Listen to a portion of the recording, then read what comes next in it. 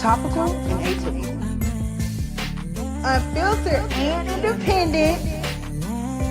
100% authentic and intelligent. Criticize your own government or criticize a foreign government when they're enacting policies that... A Tarrant County jury convicted Alam after seeing March 2024 surveillance video reportedly showing him and two others spray painting church walls with anti-Israel graffiti, a misdemeanor crime elevated by the district attorney to a felony hate crime. This is very much about sending a message not to criticize Israel. Yeah, people can't escape this place. They would die immediately in the desert.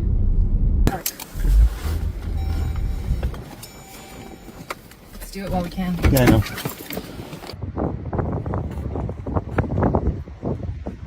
Gotta go. Let's go. We do not want to get locked up in there. AmandaLanders! Learn up! What's good, y'all? Sorry, I had a slow start. I had a technical difficulty, but we are here for views from AmandaLand. We are fresh off of the AmandaLand Summit. Thank you for waking up on the right side of history with us. So dope, y'all. The AmandaLand Summit went off without a hitch. Shout out to everybody who came through and joined us for the AmandaLand Summit. I am going to put together a whole video replay of what took place, but here's some pics to just show you a little bit of the vibe that was taking place this weekend. You know, I mean, I think it's really great that we were able to make this happen just on the basis of y'all asking.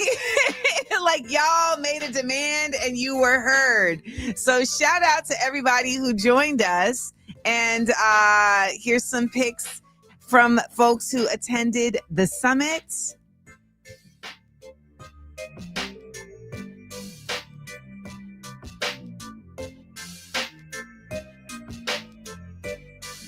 Look at everybody listening, laughing, screen printing. Look at all this knowledge that was just being soaked up. You know what I'm talking about? Just a really great gathering. This is folks on the on the scavenger hunt of New York City. This was our first night where we played a game, a word game. Well, it was a word challenge because I didn't want it to be competitive against each other. So folks is working together. You see this? So am really glad that we were able to make this happen. And I just commend everybody who joined us for the AmandaLand Summit. So understand, I'm going to put together a whole video. This has just been a very annoying last 5 days, which is also why we are not going to have a critical thinking exercise today, because I have to give myself a little moment or else I will have an autism burnout session situation. So we are going to make the show just a little shorter today, just a little shorter, but that's not going to stop us from having great conversations with folks who are doing real work and who really are actively challenging what's coming in our way, which does not include Kamala Harris, who opened her mouth to call Donald Trump a communist fascist. I just, oh my God. Like, this was just one of those examples where you always have to remember that these people who are in these positions of power,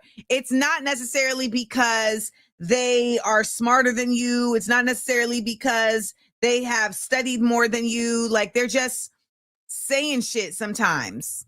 They don't even really know what it is. And just because someone's like a lawyer doesn't mean that they necessarily have the tools to be a leader.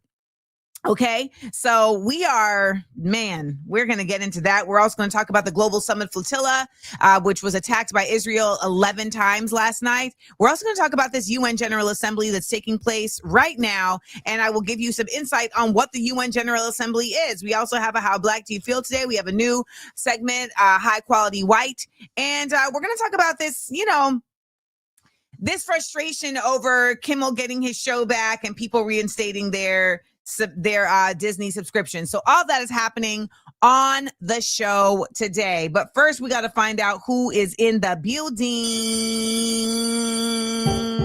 Yay! Shooby dooby doop doop doo. Hey, yeah. AmandaLand's here to learn. Drop in and tell me where you're watching from. Let's get this party started. Oh, come on. AmandaLand's here to learn. Drop in and tell me where you're watching from. Harrisburg, Pennsylvania, Oakland, Cal, from the shower. Now that's dedication. Chi-Town, Istanbul, Turkey. I think that's a first for the map. The Dirty Mitten 313, Gulf Coast, Fort Worth, Escondido, California, Maryland, West Harlem. Still waking up in Santiago, Chelsea, New York City, Oxford County, Ontario, Santiago, Chile. I think that's our first for Chile. Flatbush, Brooklyn, NYC, Massachusetts, Manchester, UK, South Africa, Costa Rica, North. I love how you spelled it. Newark, New Jersey, Bangkok, Thailand. Oh my God, we have a lot to add to the map today. Keep track, Rolando. Mexico City, West Virginia, Leeds, UK, Jacksonville, Duval, Portland, Oregon. AmandaLand's here to learn. Drop in and tell me where you're watching from. If you're watching on Instagram, come on over to YouTube, Amanda Seals TV. Hey, we got Manhattan, Japan, Little Rock, Arkansas, LBC, Cali, London, Good Morning, Race, Tampa, Florida, Las Vegas, Bridgeport, California, Fairfield, Maine. Oh my God, is that our first time with getting Maine on the map? Seattle, Washington, Brick City, New Jersey, Santiago, Tejas, Cape Town, South Africa, Mesa, Arizona. Oh my God, my face. Kuala Lumpur, Indonesia. Oh, that's Malaysia. My bad. Malaysia. I got to get my geography together. Canada, Compton, Vegas, Brooklyn. What? AmandaLand's here to learn. Thank you for telling me where you're watching from. Guam, South Orange, New Jersey, and Arlington, Texas.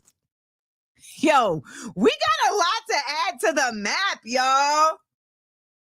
We got a lot to add to the map. Okay?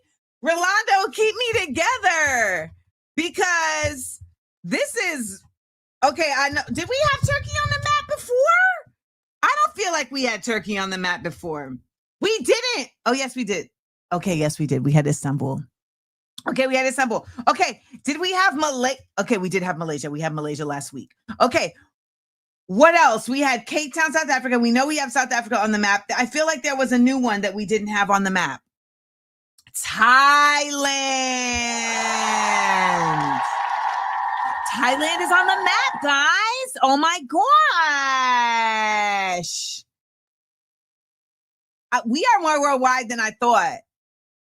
We have Maine on the map. Okay. I mean, listen, Costa Rica. Did we have Costa Rica before? We did have Costa Rica before. Who knew? Oh my gosh. Well, we're popping is basically what we're learning in this moment right now. That's what we're learning. Okay. Chile. We didn't have Chile. Okay, we gotta add Chile on the map. Chile on the map. Chile on the map. Chile on the map. Doing too much. Chile on the map. Chile on the map. Santiago. Wow. We added a new pin today, y'all. Santiago, Chile. Look at us. Look at us. Global. We got to bring the summit global, y'all.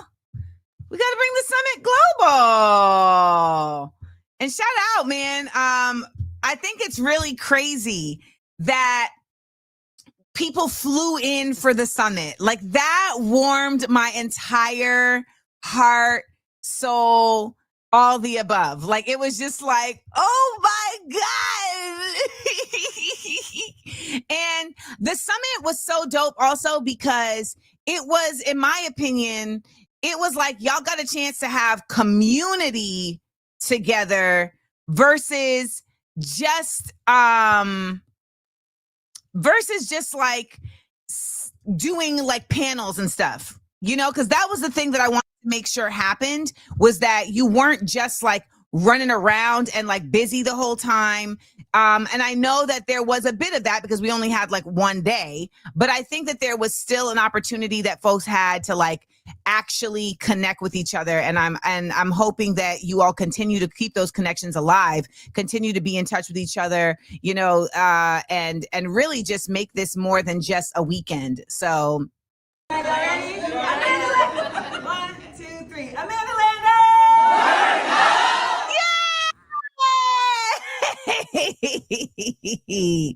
All right, let's get into our word of the day because our guests are here.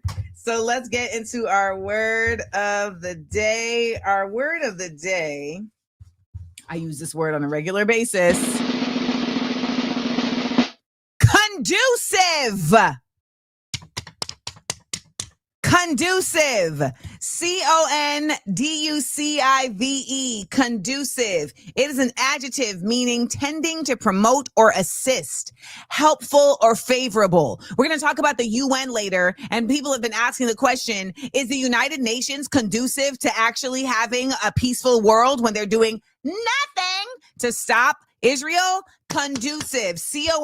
Conducive. Shout out to everybody listening on the podcast, and shout out to all of our replay crew. Drop a sentence for conducive in the chat.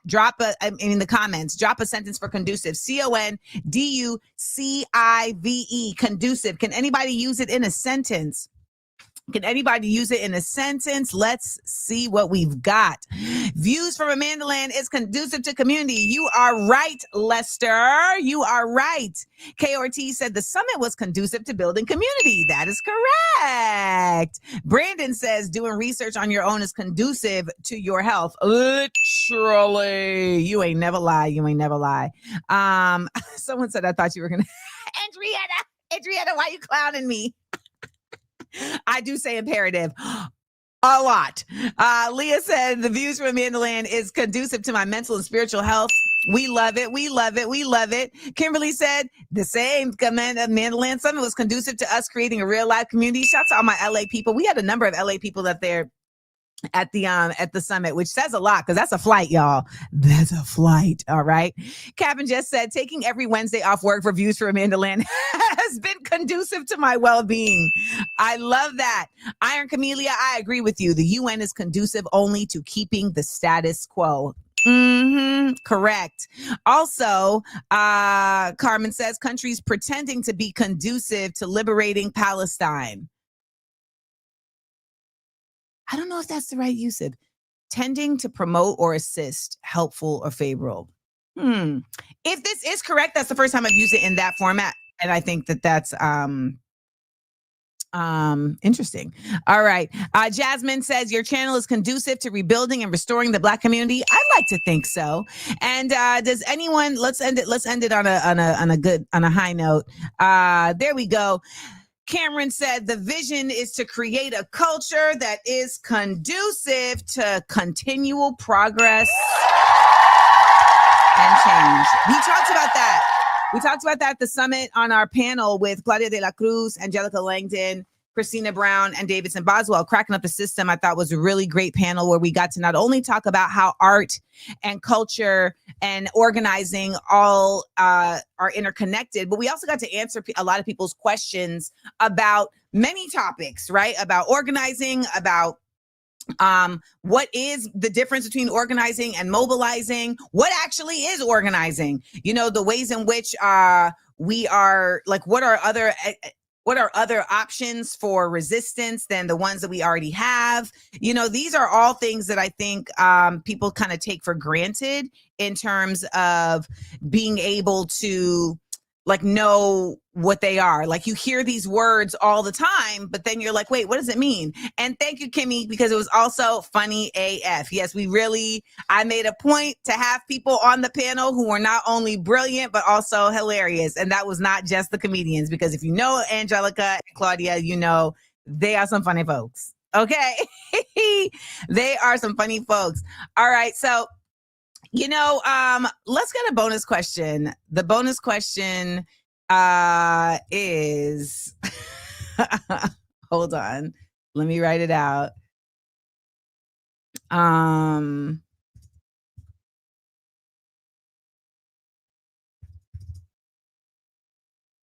Okay, so now we got to play the bonus question music first. Bonus question, bonus question, bonus question, bonus question. bonus question. All right, y'all. Today's bonus question, and you can drop your answers in the chat, is what's a boycott you've kept and why? What is a boycott that you have kept and why? Because you see, all of these whites said, oh, y'all putting Jimmy Kimmel back on the show. Okay, then we just we're gonna re-up our Disney subscription. We're gonna re-up. So I want to know from you guys, what is a boycott that you have kept and why? All right. I love that Brandon said he's popping and locking at his desk. Okay, so Sarah says Starbucks and Target, and all my folks in the replay crew, drop your answers right now in the comments. Drop your answers right now in the comments. Sarah, I have definitely kept up my Starbucks. I have absolutely had to stop in Target, but back in the day, I don't know about y'all, I used to just walk around Target hoping to find something else that I didn't even come there for. Now it's like, no, I'm only coming here because y'all are the only place I can get this one thing. All right. So Rachel said, I boycott the following corporations: Starbucks, Amazon, Walmart, and any right-wing MAGA companies. I appreciate you. Let's see. Target and Walmart. A lot of y'all said Starbucks. I have absolutely kept up my Starbucks. I haven't gone into a Starbucks. I don't even know what a Starbucks looks like anymore. Yep. Goose Trouble. I've kept up my McDonald's one too. I mean, you can make your own Egg McMuffin. You know what I'm saying? You can make your own Egg McMuffin. Now, Fatima said they were going to buy a new car, but you avoided Hyundai because they're on the BDS list. Interesting. I didn't even know that they were on the BDS list. Dan's and Jay says BDS movement and Target. Miss Blessed said Nike and Sephora. To all the people, all the power said R. Kelly since 9 years old. I'm with you. I've definitely kept up my R. Kelly boycott. All right. I've definitely kept up my R. Kelly boycott. What else? Carla said Meta. That's impressive that you've been able to keep your Meta boycott. You know, these monopolies are not by accident, right? Like, they create these monopolies so that it is very hard to boycott, because these places are all, they literally monopolize. They make it so that you can't try. It's like if you have to like pick one, and you still have to interact with another one. Now, I saw someone said, Tommy Hilfiger. And the fact that Tommy Hilfiger never said the rumor that everyone says that he said. There is no proof. There is no version. There is literally no example of Tommy Hilfiger saying he doesn't want Black people wearing his clothes. So I don't know why y'all say that, because he never did. He never said that. He never said it. It's been debunked over and over and over and over again. Okay? It wasn't true, y'all. It wasn't true. And yes, Puma, but Rihanna is down with Puma. And I know y'all love y'all Rihanna, but Rihanna ain't said nothing about nothing. And I know y'all are going to be like, well, she's focusing on her family. Shut up. So you can't focus on your family and be. I just don't know any version of kids who grow up and are like, well, I'm glad my parents didn't say anything about atrocities in order to keep themselves and me safe. I've never heard that. Kids always grow up and are like, why would you not do that? Why didn't you say nothing? I'm just saying. Like, that's so. I feel like that is a thing. And she's also a billionaire. Now, she doesn't get the heat that Beyonce gets, but all of them are billionaires. And I don't know if you know this, but there should not be any billionaires. Okay, let's get into our 60-second headlines, guys. 60-second headline. And I run down some news right quick. Run it down, mama. Put us on, put us on. Hello. Unmute yourselves, Attorney Adwoa and Raunaq. Okay, wait. First of all, give me proper pronunciations. Adwoa. Adwoa and I can't hear you. One more time. Oh, Raunaq, I think you sound. Am I muted? No, you're not muted, but you do seem very unhappy to be here. No. I'm definitely Can happy I? to Can be I? here. No. Can I give some context? Yes. Let's get Okay. into it. Give me the context. So this is a very tough time for Raunaq. I mean, I don't want to speak for him. You are but speaking the for him. government. I was going to the ask you government. this. I know the government is coming after him, and it just hasn't stopped. It just hasn't stopped. So as some of you guys may know, he was originally charged with just a misdemeanor graffiti charge, right, for spray painting "Fuck Israel" on the building of a church that was given money and donations to the Israeli Defense Fund, right?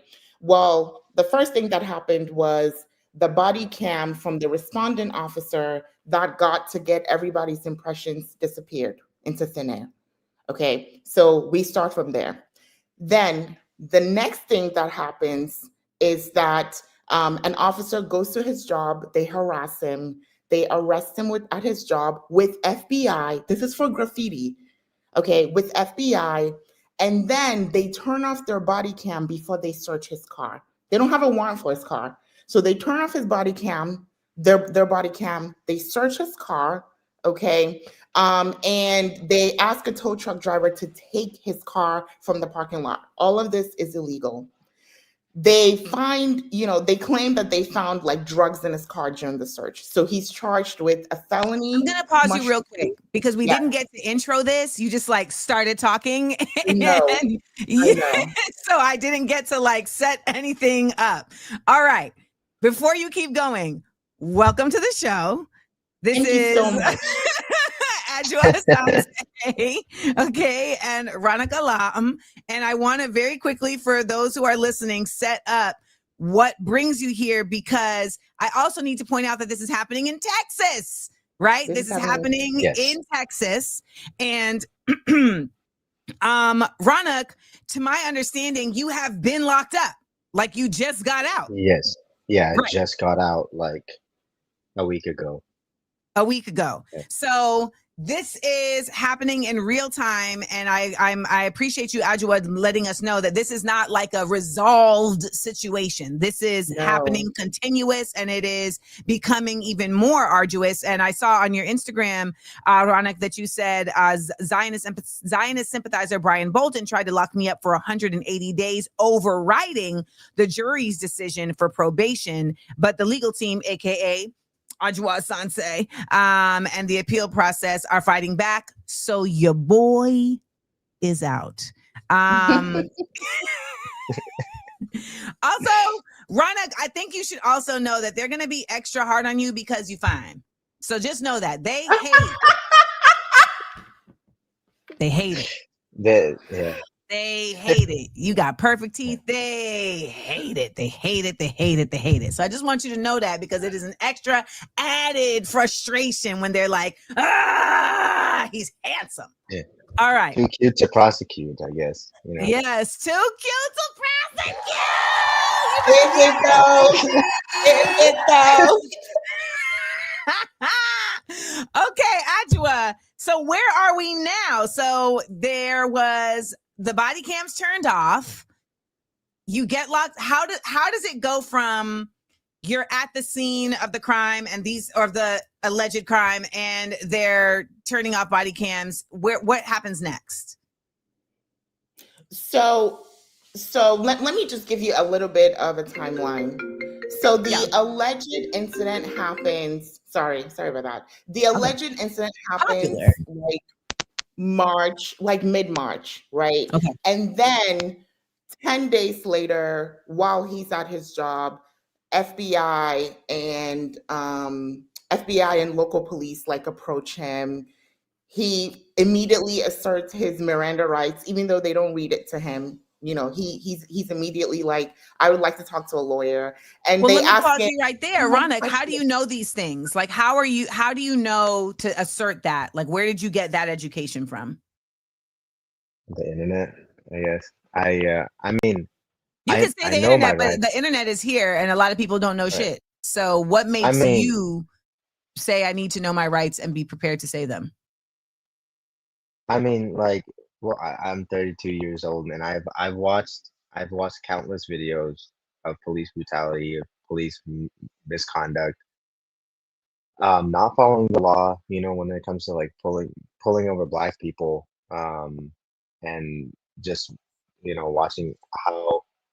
watching other instructional videos on TikTok, like how you should respond when you get pulled over by a cop, when you're getting arrested, because a lot of times, cops don't even know the law, or they know the law, but they don't adhere to it. Yeah, exactly.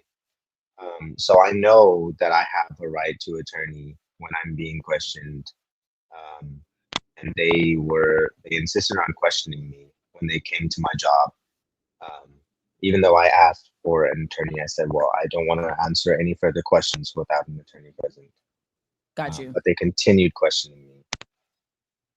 So, Adwoa, I pop in with these questions because, again, I want to understand on a human level the reasons why certain things take place, right? Beyond just the particulars, because these are the things that also people who are watching someone like Raunaq and relate to him, they may not be on top of that.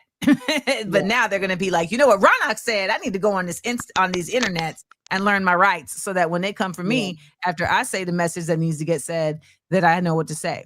So they don't read the Miranda rights, but Raunaq is on top of it. What's next?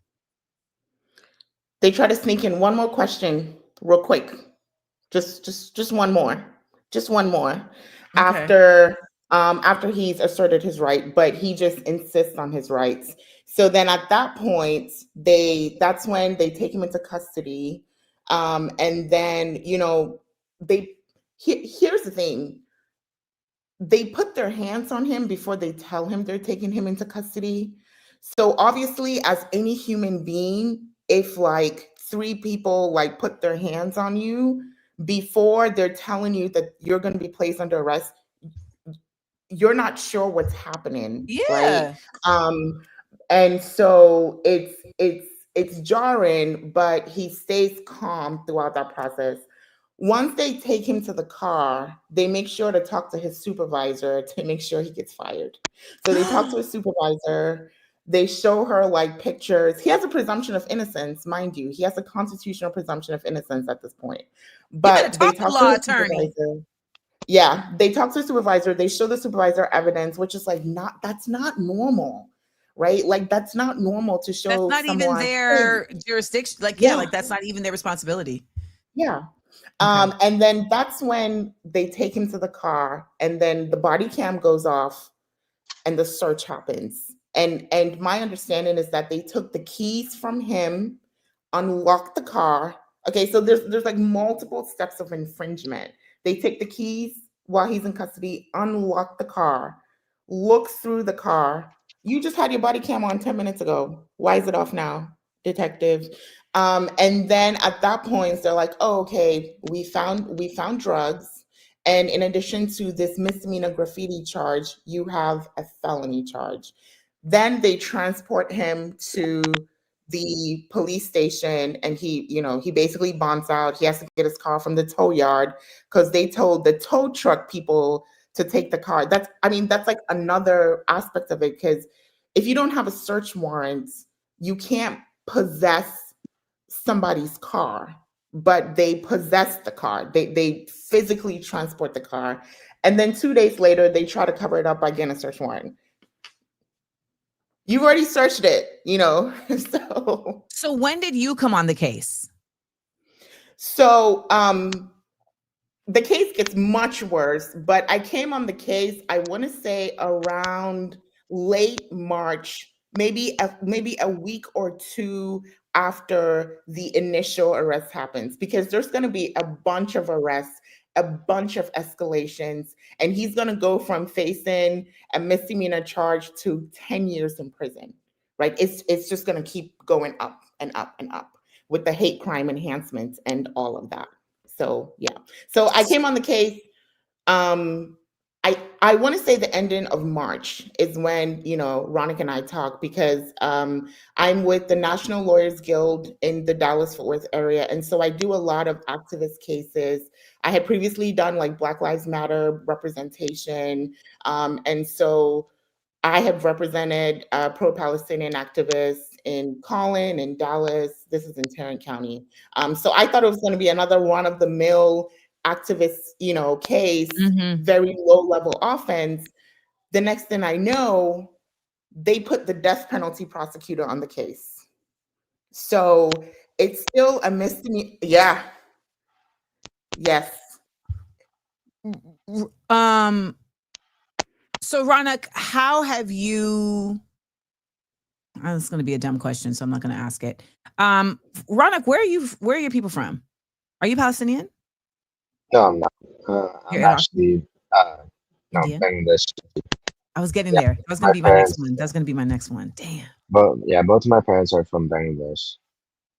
Okay. I was born here though, born and raised in America. And how did you get involved in the pro-Palestine movement? I've been involved in the pro-Palestine movement for a long time, since way before October 7th. Like I started, learning more about Palestine back in like 2014. And started educating myself more and more, and I think in like 2018, and then fast forward to the genocide happening since October 7th. I've been very heavily involved within the community, with organizing, with protests, and doing and like with BDS and everything they can to support Palestine movement. And someone in the chat said Bangladeshi are born revolutionaries. Do you agree? Oh yeah, absolutely. Like almost all like Bangladeshi people that I know have a form of like just like they're all and I root. Your headphones are killing us. The headphones are actually cutting out. Can you see if you can do it without? Yeah. Let's just do it. Okay. It sounds like mice are tap dancing. Like by the way, while we're waiting for him to get his sound correct, somebody approached my security guard, Brother Amir, and was like, you need to have these people on the show, Attorney Adwoa, Asante, and Raunaq. And I'm like, Can you hear me? They're already scheduled for Wednesday. Yes, we can hear you.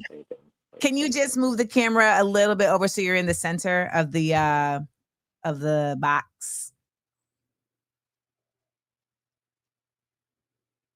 Oh, is he frozen? There you go. Perhaps. Oh, it's processing. Yeah. So tell me, so you were talking about Bangladeshis, and I just want to get you in the center of the box so that when I edit this, we're not seeing just like, hello, can you hear us? Hello? We can hear you. Okay, I don't know what's going on. Okay, we're going to leave you to it to figure it out, because I feel like also Bangladeshis are really good with IT. Like culturally. So one of the Amanda, one of the things that came up in trial was that Raunaq is like one generation removed from surviving a genocide himself, because his parents survived the Bangladeshi genocide. And we had, like, one of the things we talked about was when he was growing up, like his dad would go to the river and there would just be like skeletons in the river. And so that sort of like context, like that mass industrial killing that happens during genocide, it happens to Palestinians, it's happening to Congolese right now, it's happening to Sudan right now, it happened to Bangladeshi. It's just, governments just keep doing it and doing it and doing it, and the people just have each other. And this case is very interesting because the government in Texas attempts to protect the government in Israel by charging this as a hate crime against the state of Israel. And it's like, Israel has nuclear weapons, they have fighter jets. Wait, back up. That's the charge? That was the enhancement. Luckily, when we go ahead, sorry. I'm just like, no, that was in the language. They named the state of Israel in the enhancements language, the hate crime enhancements language. And it's unconstitutional because hate crime legislation was meant for oppressed people. It was meant for like the small person, but they turned it around. And again, this is why abolition, because the master's tools will never take down the master's house. Hate crime legislation is meant for Black and brown people. It's meant for marginalized people, and they're using it for the state of Israel. Adwoa, how you get like this? Like what, Amanda? You with it. So I want to know also, we just got Raunaq's history. I want to know how did you get so radical? And it sucks that it's considered radical because everything you're saying is exactly the truth, the fact, and what it is. But you've gone through a course of study that oftentimes ends up working this out of people, right? Like, I mean, we know how law school does. So I'd love to hear how you got on this path to representing, like you said, so many pro-Palestinian protesters, etc. I would say that a huge part of my awakening came from being integrated with Black American histories. I'm from Ghana, but when I think the first thing I can remember, the first thing that I remember was being 15 years old, and we had like a history fair, and I was like, you know what? I don't know what to do for this history fair. I'm just going to read Malcolm X. I'm just going to read this book, whatever. I don't know what to do. It changed my entire worldview. Was it the autobiography of Malcolm X or just a book about Malcolm X? Oh, it was the autobiography by Alex Haley. When you were 15? Lit. It was random. I could have picked anything in that library, but I think it was fate. I was going to say that's not random. Yeah. Well, for me, I didn't know. I didn't know, but I grabbed that book.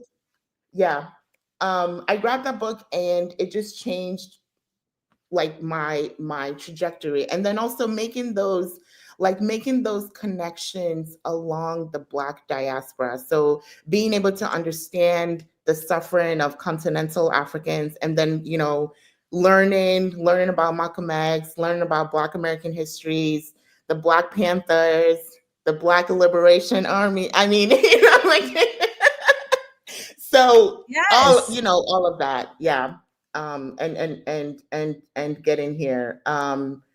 And so it's been, I've been trying to, throughout the genocide of the Palestinian people, I think a lot of us have been trying to bring attention to like Afro-Palestinians, like understanding that we are deeply connected, and we honestly, if we don't take care of each other, we're not going to make it, because the state is circling.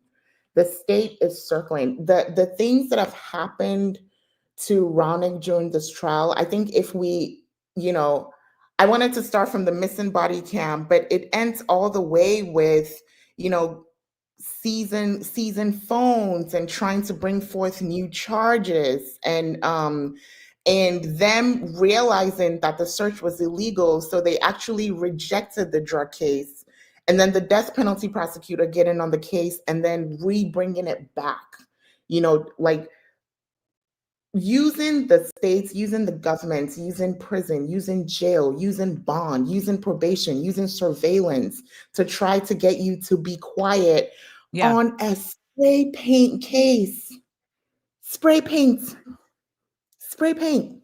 And I think something that hurts a lot is that something that's really missing from the media is that like the place that was spray painted is presented as like this house of worship, worship. Yes, please speak this.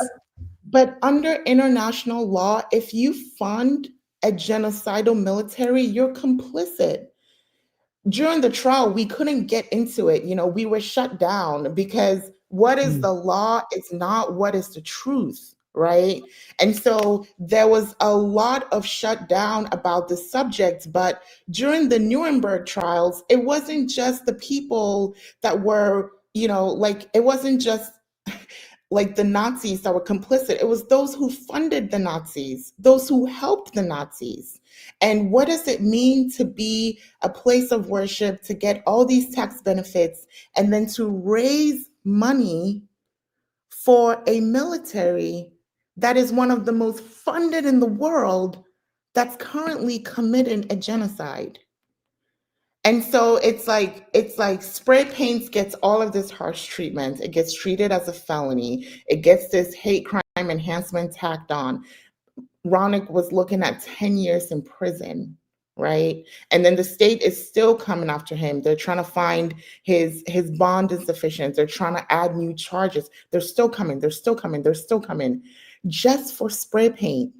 Well, we know Meanwhile, it's not right. We know, but that's the thing, right? It's like what we're seeing right now, and this is what fascism does, is that everything is just a tool for suppression. And the simpler the thing that they can make the tool, the more powerful. If we can make spray painting a valid message on a site that is actualizing a genocide, then now anything even slightly greater than that becomes so much easier to suppress, right? And so much easier of a tool. Raunaq, I do want to say though, I know you are going through it, but if I see you vape again on my show, we gonna have a problem. Okay. Because that was wild. Okay. I didn't see it. Were you vaping, Raunaq? Yes. Raunaq said. Okay, my bad. But this is also a symptom of fineness. And this is an issue that we need to address. Fine men feel like they can do whatever the fuck they want. You cannot. Let them know. You cannot.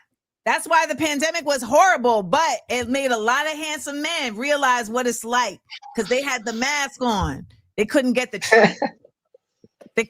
treatment. Okay, yeah. They lived a different life during that time. They said, damn, why am I not getting free hash browns? I usually get free hash browns. No, you regular now. So what's next? What is next? I mean, but I also want to point out though, Raunaq, I'm gonna let you slide for two reasons. One, because you are definitely going through a terrible situation that we know is definitely being used to, what we say, throw the book at you. And I want to point out that, from the pictures I've seen, like you've really just been so poised throughout this. And I think that's also like a real, that's a constant that we see with pro-Palestinian protesters, right? They're smiling because the resistance that's being done is for such a righteous reason, right? And there needs to be a continued pride in that. But I also want to give you props because, y'all, he's a cat person.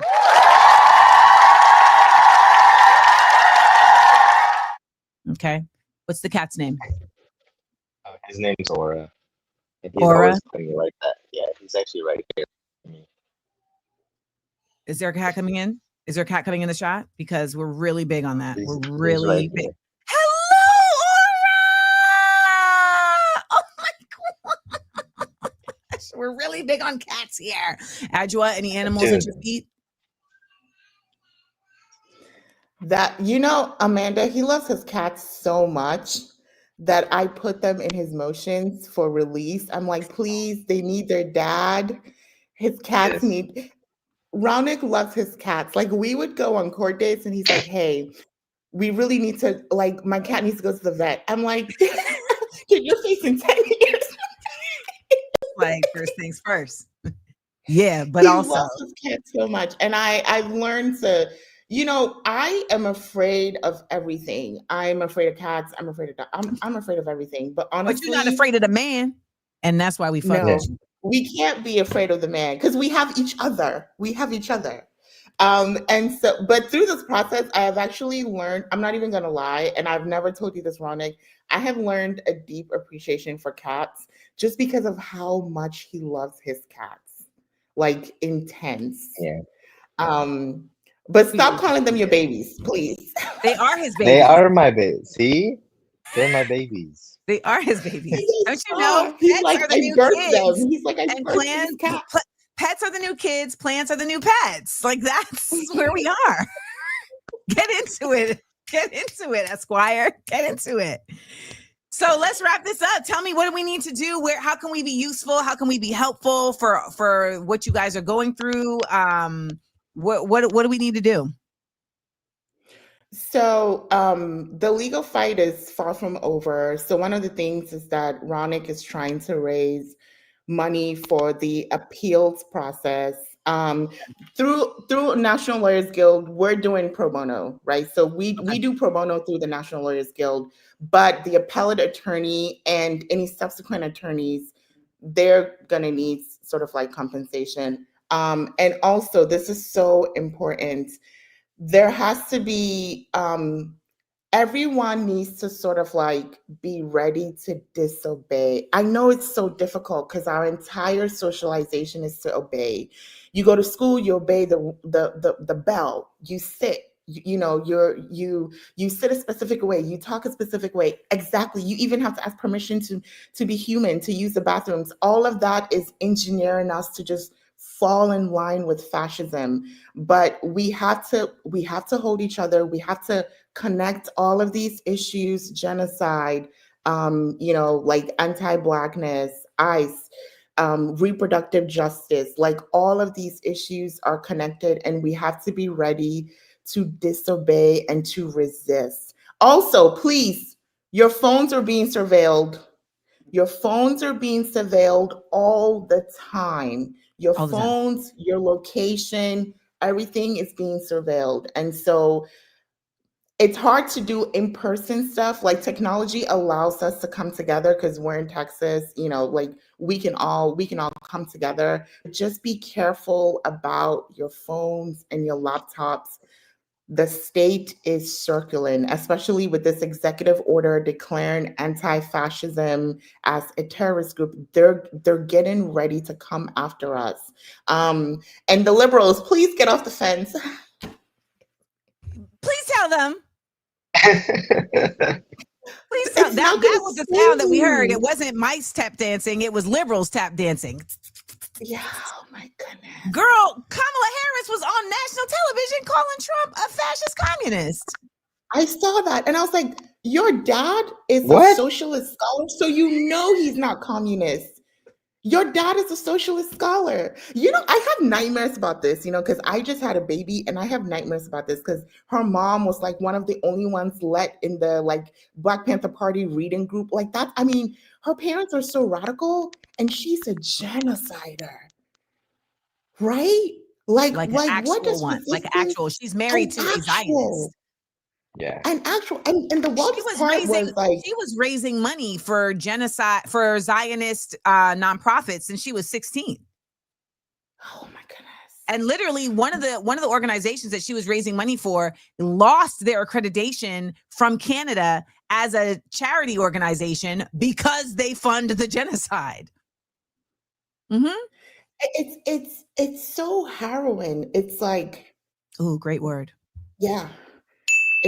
I have nightmares about this because I'm just looking at my baby and I'm like, I'm gonna love you so much that you're not gonna grow up to be a prosecutor.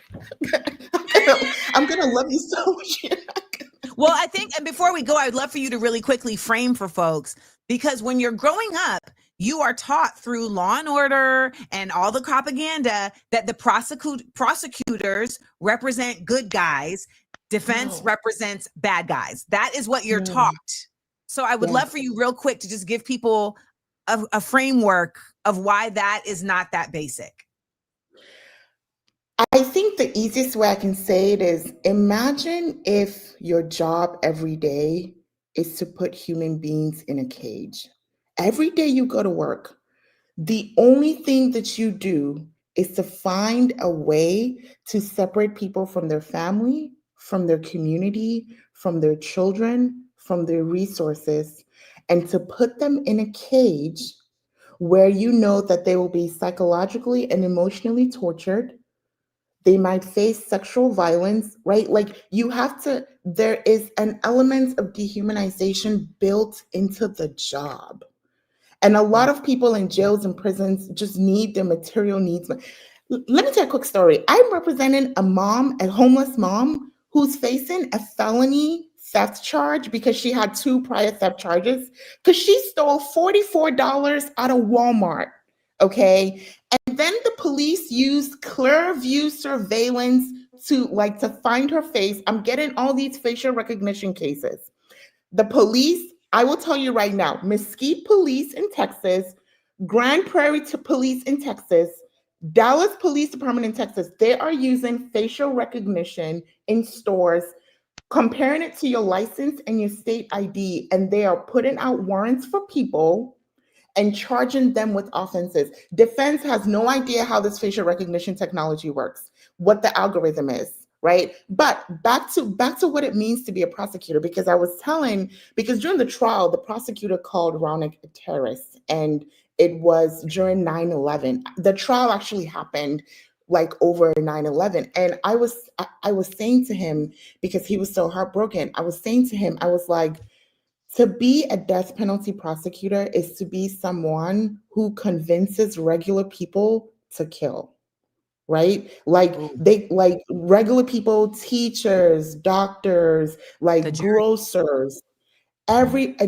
he looks at you, he appeals to the darkest side within you, and he tells you, say yes to this person's murder, right? And it's so normal.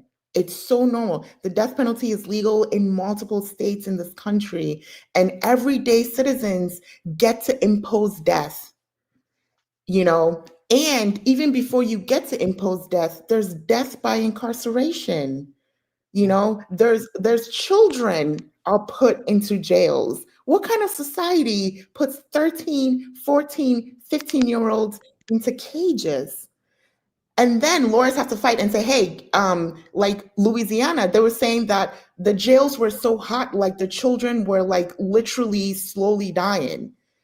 And the judge was like, you need to release these children. The travesty, if I start talking about the prison industrial complex, it's just going to go on. We'll bring you back for it. We'll bring you back to talk about the prison industrial complex. The travesty of caging humans is inherently rooted in enslavement and anti-Blackness. But there is no place to talk about abolition. Yeah, because I can go on. There's no place in the world where the people being caged are not dispossessed. Nowhere. Nowhere, everywhere you go, from Sweden to Ghana to Saudi Arabia, the bottom of the people in the society, the dispossessed of the people, are the ones in cages. And then the corrupt, the politicians, the ones that steal your clean air, your future, your climate, your money, they're the ones that are not criminals. They're the ones that are running the country. That's my last statement. I don't say anymore. If you're gonna end on a note, that's the note to end on. Raunaq, is there anything you'd like to add before you go? Any other thing that you'd like us to do? Just continue speaking up for Palestine, boycotting Free Palestine.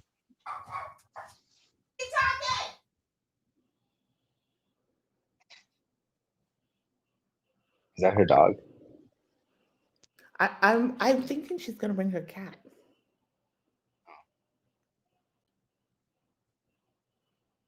Sorry, I had to let Best Buy in. Okay, are we boycotting Best Buy? I think so. Well, I missed the mark today, y'all. I missed the mark. I want to thank you all so much for joining us, and we're going to keep you lifted and continue to do what we can. Can you let us know where we can donate, or is that link in your bio, Raunaq? I believe so. I think it's linked in the NLG DFW bio. I will be sure to shoot you a direct link. Okay, so let me just bring that on the screen real quick. And NLG DFW stands for what? It stands for the National Lawyers Guild, the Dallas-Fort Worth chapter.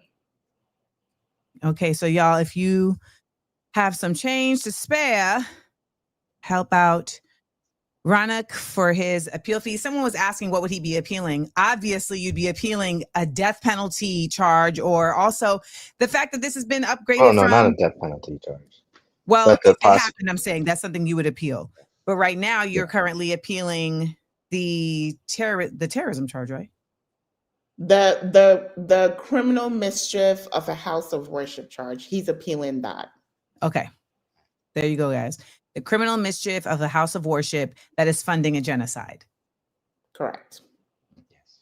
There we go. Because that's not an oxymoron. Thank you all so much. I really appreciate you taking time with us. And we have an action-based audience here. And so I'm hoping to see them also be supportive of your actions and fight the power. Right on. Fight the power.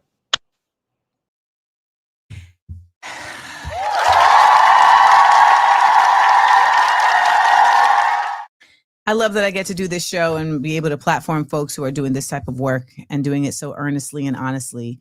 And both of them, right? It's Raunaq, it's Adwoa, and they are not individuals in their, like, they're not the only ones doing their work, right? And I think that's the other part that we have to remember. Raunaq is a part of a bunch of folks that are working to be in support of Palestine. Adwoa is a part of a league of lawyers that are doing this work. And so I really want to shout out them for joining us as we continue with our 60-second headlines. We got to talk about Italy because, y'all, Italy is not playing around, okay? Italy is really that girl. I don't know if you all know, but last night, the global Summud Flotilla, which is the fleet of boats that is heading to Gaza to break the siege, they are a humanitarian mission. They have no weapons on board. They have literally formula and food. That's what they have on board. They were attacked 11 times last night. If you were on the internet, you saw various members of the flotilla reporting what's going on. And I think it's really clear that the international community is also not just being silent anymore. And I'm really happy to report that Italy has said, yeah, we're not going to take this lying down. And they are sending a boat. Okay. They're sending a warship to provide support to the fleet. This is happening. Italian Defense Minister Guido Crosetto. I want to learn how to speak Italian just so I can curse people out in Italian because it sounds really cool when you do it. Anywho, Guido Crosetto has dispatched the Italian Navy ship called the Al Summud to the Al Summud fleet heading to Gaza after it was targeted by the attack. So this little map here shows you the route of how things have been going with the drone attack site, which happened early this morning. And it shows you where Gaza is. And so as you can see, the relation of the Italy boot to where the Summud Flotilla is, you can see that they are not too far away. So really happy to see Italy stepping up. And I don't know if you remember, but the dock workers in Italy were like, yo, if you play with the global Summud Flotilla, we coming for you. We're stopping everything. And the rest of Italy joined in. Look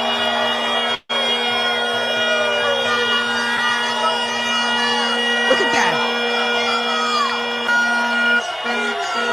Look at that. Now, I want to remind you that in the United States, when protesters block a street, people only think about themselves. They're like, oh, I'm going to miss my flight, or, oh, I'm going to be late to work, et cetera, et cetera, et cetera. But guess what? When the entire community understands what's going on, the boss that you have is going to be like, yeah, and of course I know why you was late for work. I was late for work too.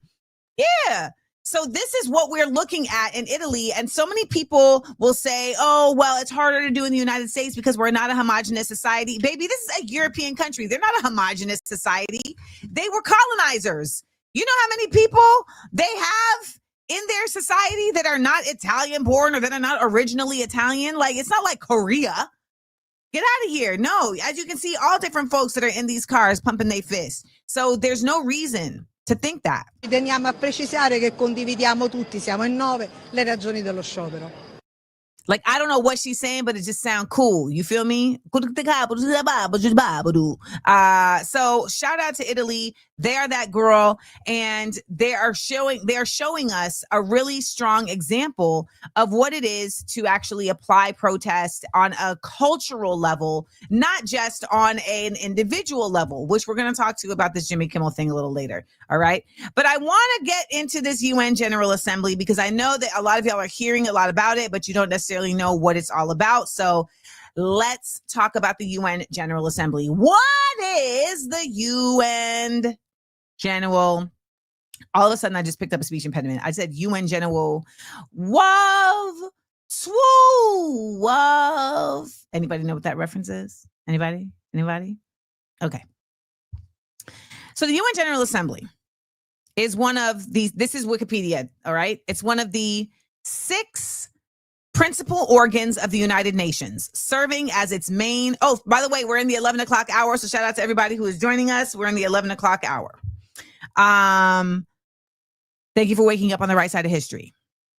The United Nations General Assembly is one of the 6 principal organs of the United Nations, serving as its main deliberative, policymaking, and representative organ.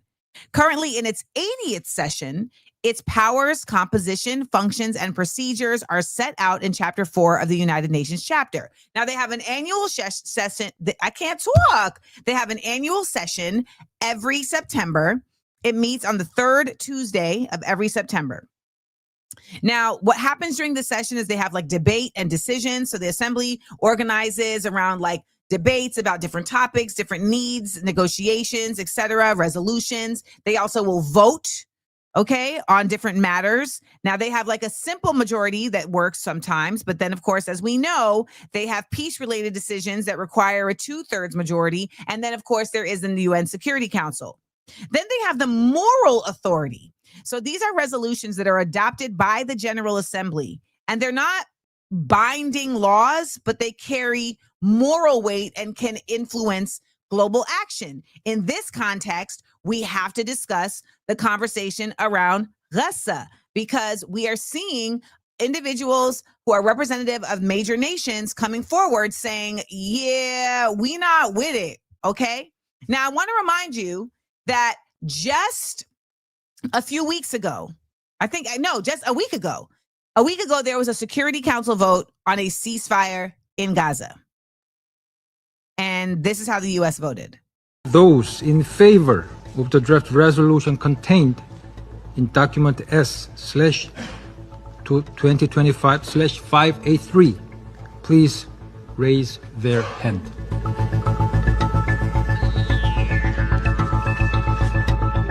Those against.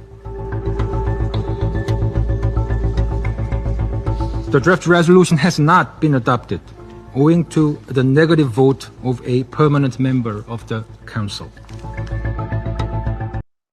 Now, before I get into how things are going right now, let's remember how the United Nations was formed. Because you're like, so how does everybody vote that they want to have a ceasefire, but then this one person said no, and now we not ceasefiring? Like, how'd that pop off? Well, let's get into some history. So the United Nations was formed towards the end of World War II. Okay. And Franklin Delano Roosevelt, FDR, in 1941, he said that the allies fighting against the Axis powers in World War II should be the United Nations. And when we look at the Axis powers, it ended up at that time being Germany, Japan, Italy. Am I missing anybody? Basically anyone who was against them. Now, I want to remind y'all, all of these folks are colonizers. Okay. It's just colonizer on colonizer violence. All right. This is colonizer on colonizer violence. Now, the UN conference on international Russia was not an ally of Germany. Austria. So Austria, of course, ended up becoming an ally of Germany because they came and took it. Okay, so the UN conference on international organization happened in the spring of 1945, and the representatives from 50 nations gathered in San Francisco, shout out to the Bay, to formalize this new organization. But I want you to think about certain things, right? They created the United Nations, and it was formed on U.S. soil. From what you understand of what the United States is now, you may not have understood it before, but from what you understand about what the United States is now, yes, anything that happens on the United States soil is some funny style stuff. Now, someone says, except Japan, that they're not colonizers. Japan is absolutely colonizers. Ask Koreans. You need to watch Pachinko. Japan are absolutely colonizers. Cut it out. So from what you understand about the United States at present, you would understand now contextually, if they're going to start a nation of United Nations, there's obviously going to be something sideways about it, because this nation don't do nothing straight ahead. It's always sideways. There's always an ulterior motive. They are a Shakespearean villain at best. Okay. And when we understand that, it changes our context, because it lets us understand, okay, if I say understand one more time, y'all, I want you to slack me. It lets us be aware of. Yeah. It lets us be aware of the fact that the Security Council has members of it that are permanent members who rank higher than other members. How are we a United Nations that also has a hierarchy where some countries are more important than others? Like, that's not valid. That doesn't mean that we are a United Nations. That actually means that we are a bunch of nations put together being ruled by these other nations. Because even when we are in a greater majority, we cannot undermine their decision. So it's not a United Nations by any means. It's a caste system based on capitalism. Okay, which we will talk about later when we discuss how Kamala Harris continues to be a huge disappointment. Well, she should be a disappointment. She ain't disappointing me because she's doing exactly what I thought she would do. So now let's talk about where we are with the current General Assembly. So you got folks that are standing up saying things. Are they going to do the things? We don't know. One of those folks is Indonesia. Indonesia got up on the dais and said, hey, don't play with us. Indonesia today is one of the largest contributors to United Peacekeeping Forces. We believe in the United Nations. We will continue to serve where peace needs guardians, not with just words, but with boots on the ground. If and when the United Nations Security Council and this great assembly decide Indonesia is prepared to deploy 20,000 or even more of our sons and daughters to help secure peace in Gaza or elsewhere. Now this is Colombia. Mi último discurso como presidente aquí, ya es el cuarto. Hoy Naciones Unidas ve su crisis y la necesidad de su transformación. Aquí se reúnen estados-nación que ya no tienen. Now this is Maduro, right? Damn, I should know that. This is Gustavo Petro of Colombia, who points out from jump, we gather here as nation states that no longer have power. Poder que por mucho que voten, no matter how they vote, they're ignored. No se les hace caso, se hace cómplice del genocidio. The UN has become complicit in genocide. Este recinto es testigo mudo y cómplice de un genocidio en el. So he calls out to all of them saying, yo, y'all are accomplices to a genocide. All of y'all, everybody sitting in here. Mundo de hoy, Trump no habla de democracia, no habla de crisis climática, no habla. Then he says Trump does not speak about the climate crisis. Trump does not speak about the genocide. Trump does not speak about life. He is completely right. So let's see what does Trump speak about? Let's just take a gander, okay? Now I want you to know each of them had 20 minutes. This man, okay, I'm not even gonna do y'all like that. Donald got up there for an hour, and after no, they only had 5 minutes, I think. He got up there for 20 minutes and then said this. Now, Sid, I can tell you, I'm really good at this stuff. Your countries are going to hell. In America, we've taken bold action to swiftly shut down uncontrolled migration. This man stood in front of all these people and said, your country is going to hell. What? What? Now, someone asked, why would Indonesia put 20,000 boots in Gaza? Because they understand that we're on a planet all together. And they understand that if there are going to be genocides happening willy-nilly like this, then there's going to continue to be genocides happening willy-nilly, which, by the way, have been happening. Indonesia is not that far from Cambodia, from Vietnam, from Bangladesh.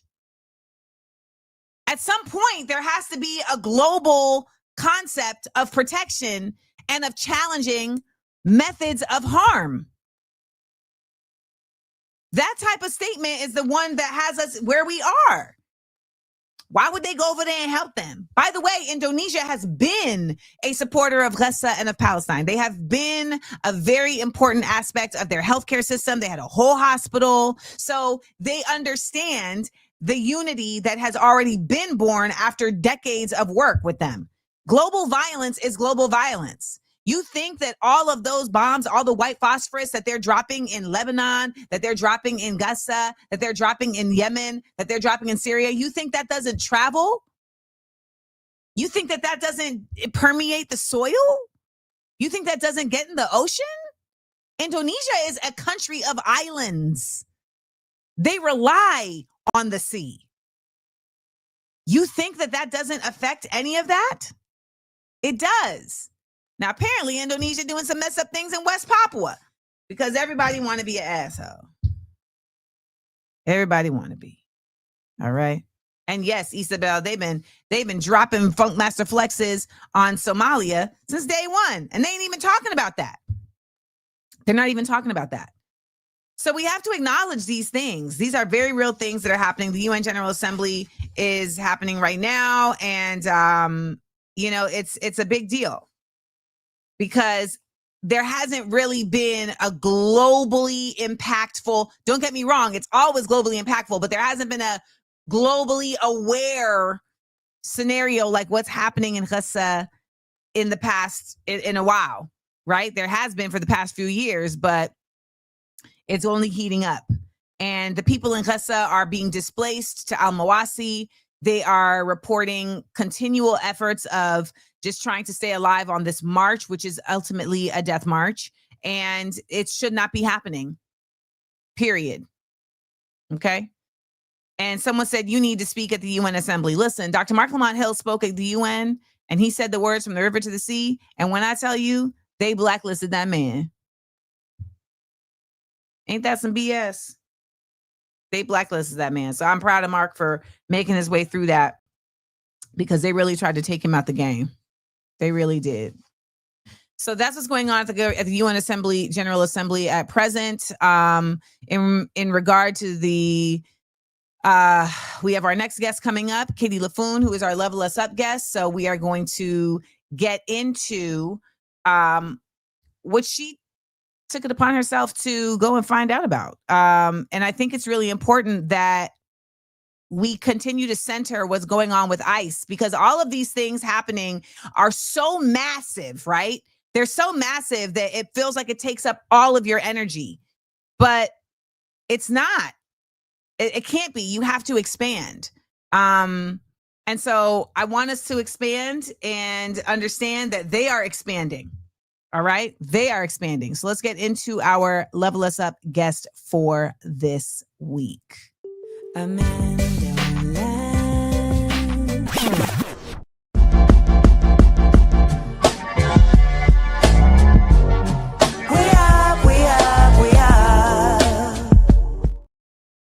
This is it. So it is in the middle of nowhere. Mojave Desert. Hotter than shit. Yeah. People can't escape this place. You would die immediately in the desert. That is terrifying. It's interesting. Is that our sheriff's bus? That's our sheriff's buses. Look at all those fucking buses. Yeah, this shit's open for business. Whoa. Holy shit. Visitor parking. Yeah. Chartered buses. Chartered buses.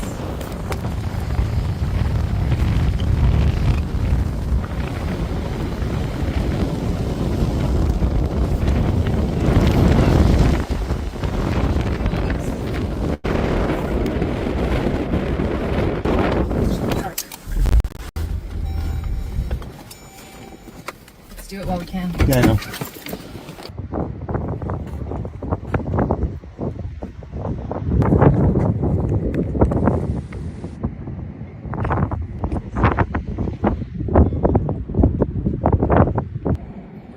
It's just a cage.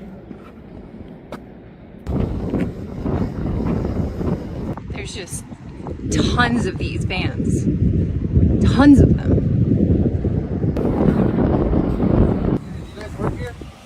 No. You guys gotta get off the property. Private property. You guys gotta... Sir, stop taking videos. Get off the property. Get off of the property. It's private property. I don't need to give you information. Get off of the property.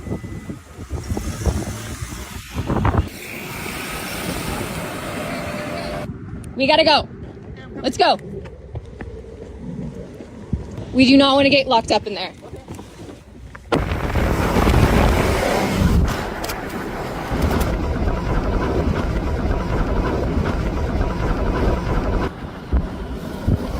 Here he comes. You can outrun your shitty.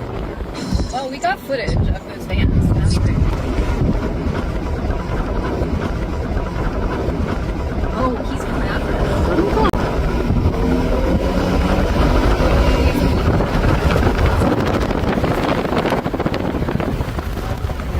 Hold on. Yeah.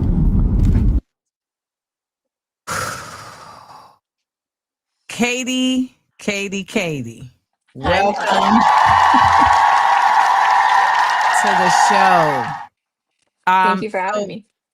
That video is what introduced me to you. And, you know, sometimes the algorithm works in our favor in terms of bringing us into alignment with folks who we need to know exist and who are doing work that, you know, needs to happen. So can you please tell us about this video, about CoreCivic, about all the things, and what made you say this needs to be out there? I mean, it's kind of a crazy story, right? Like, I mean, I'm an activist. I've always been activated, but like, I'm all in. I've been all in since June 8th. I've been on the ground every single day, like many of us. And Core Civic, I remember hearing about it like earlier this summer. It was all over. I don't know if you remember, it was all over the news here in LA. Like, it was on TV, it was in the local press, because that facility is a former prison that is up in California City. So it was already built and it was years in the making of getting it shut down. Like, it was a big controversy. People wanted it shut down for years because of the living conditions inside. There was a lot of drama around it. And we had passed a bill. I think I'm going to get the numbers wrong because it's early, but like SB 32 or something, where we don't want for-profit prisons in California. So Gavin Newsom finally shut it down early 2024. Everyone celebrated, yay. And then it was, oh, Core Civic got the ICE contract and they're looking to reopen this place as a detention center, but it's a prison. Like, and it runs like a max prison up there. And so people are freaking out, it's in the press, and then you didn't hear about it again. Right. You didn't hear about it. And like, I just came across, like, it was just happenstance. Like, the Dolores Huerta Foundation released a tiny little thing saying Core Civic has illegally opened the center already, and we're going to a planning meeting in California City. And I was like, whoa, wait, what? Like, because it makes it the biggest ICE detention facility in California. Like, it's the largest one. And so at the idea that maybe something could happen, it was all over the press, and now it's illegally opened. And they have people there, like, nothing. I Googled, I looked everywhere. There was no coverage, like, whatsoever. So I'm like, that's weird. That makes zero sense. Right. And so my spidey senses are like, okay, are we allowed to curse? I mean, we try not to because Okay, no, the algorithm this is already X. likes to suppress. So, Okay, but I right, slip. got it. Yeah. So I'm like, all right, I want to go to this planning meeting. And when I go up there, I'm like, I want to go up there a bit early. And again, there's no press. So I bring my friend Eddie, who's just a great filmmaker. He's really awesome. And I was like, I want to go up a little early and just kind of check out this town. And man, it's like Aaron Brockovich up there. It's like we walked right into Hinckley or something. The first thing I see when we drive up is that there's an airport. Like, as you're pulling into Mojave, there's an airport that I did not know existed. And so I clock that and I'm like, ooh, okay. And so I go check out the airport. We'll circle back to that. And I immediately, like, my hypervigilance, I'm like, something's off in this town. Yeah. So then we go to the detention center. And I just wanted to see it. Like, I had heard there'd been protests in the past, and I wasn't sure if there'd be people outside. I had no idea what we were walking into. And so we drive up, and it's open. Like, the gate, it just was open, and there was a sign that said visitor parking. And Right. I mean, I'm a smart person. The gate probably should have been closed, but it was open, and there's a sign that says visitor parking. So I'm like, all right, visitor parking, let's go. And it was wild because I spend a lot of time getting footage outside of the detention center here in LA. And we see these kinds of vans go in and out all the time. I don't know if you know what's going on at the MDC here in LA. Do you? I've been seeing folks protesting and getting attacked. Yeah. Well, so they're being attacked because, I mean, there's been an evolution. There's a lot of misinformation out there, but people started protesting down there because they're gathering evidence. So people go and they film and they take photos of the vans, license plates, faces. They try and document as many hostages as they can. Yeah. And it's basically a war of DHS being like, you cannot film this. And so it's either DHS or LAPD. They sick them on the protesters and arrest them, beat them and arrest them. So the Because they're gathering LAPD that's not crazy. supposed to be doing anything because it's a sanctuary city, that LAPD? Oh, girl.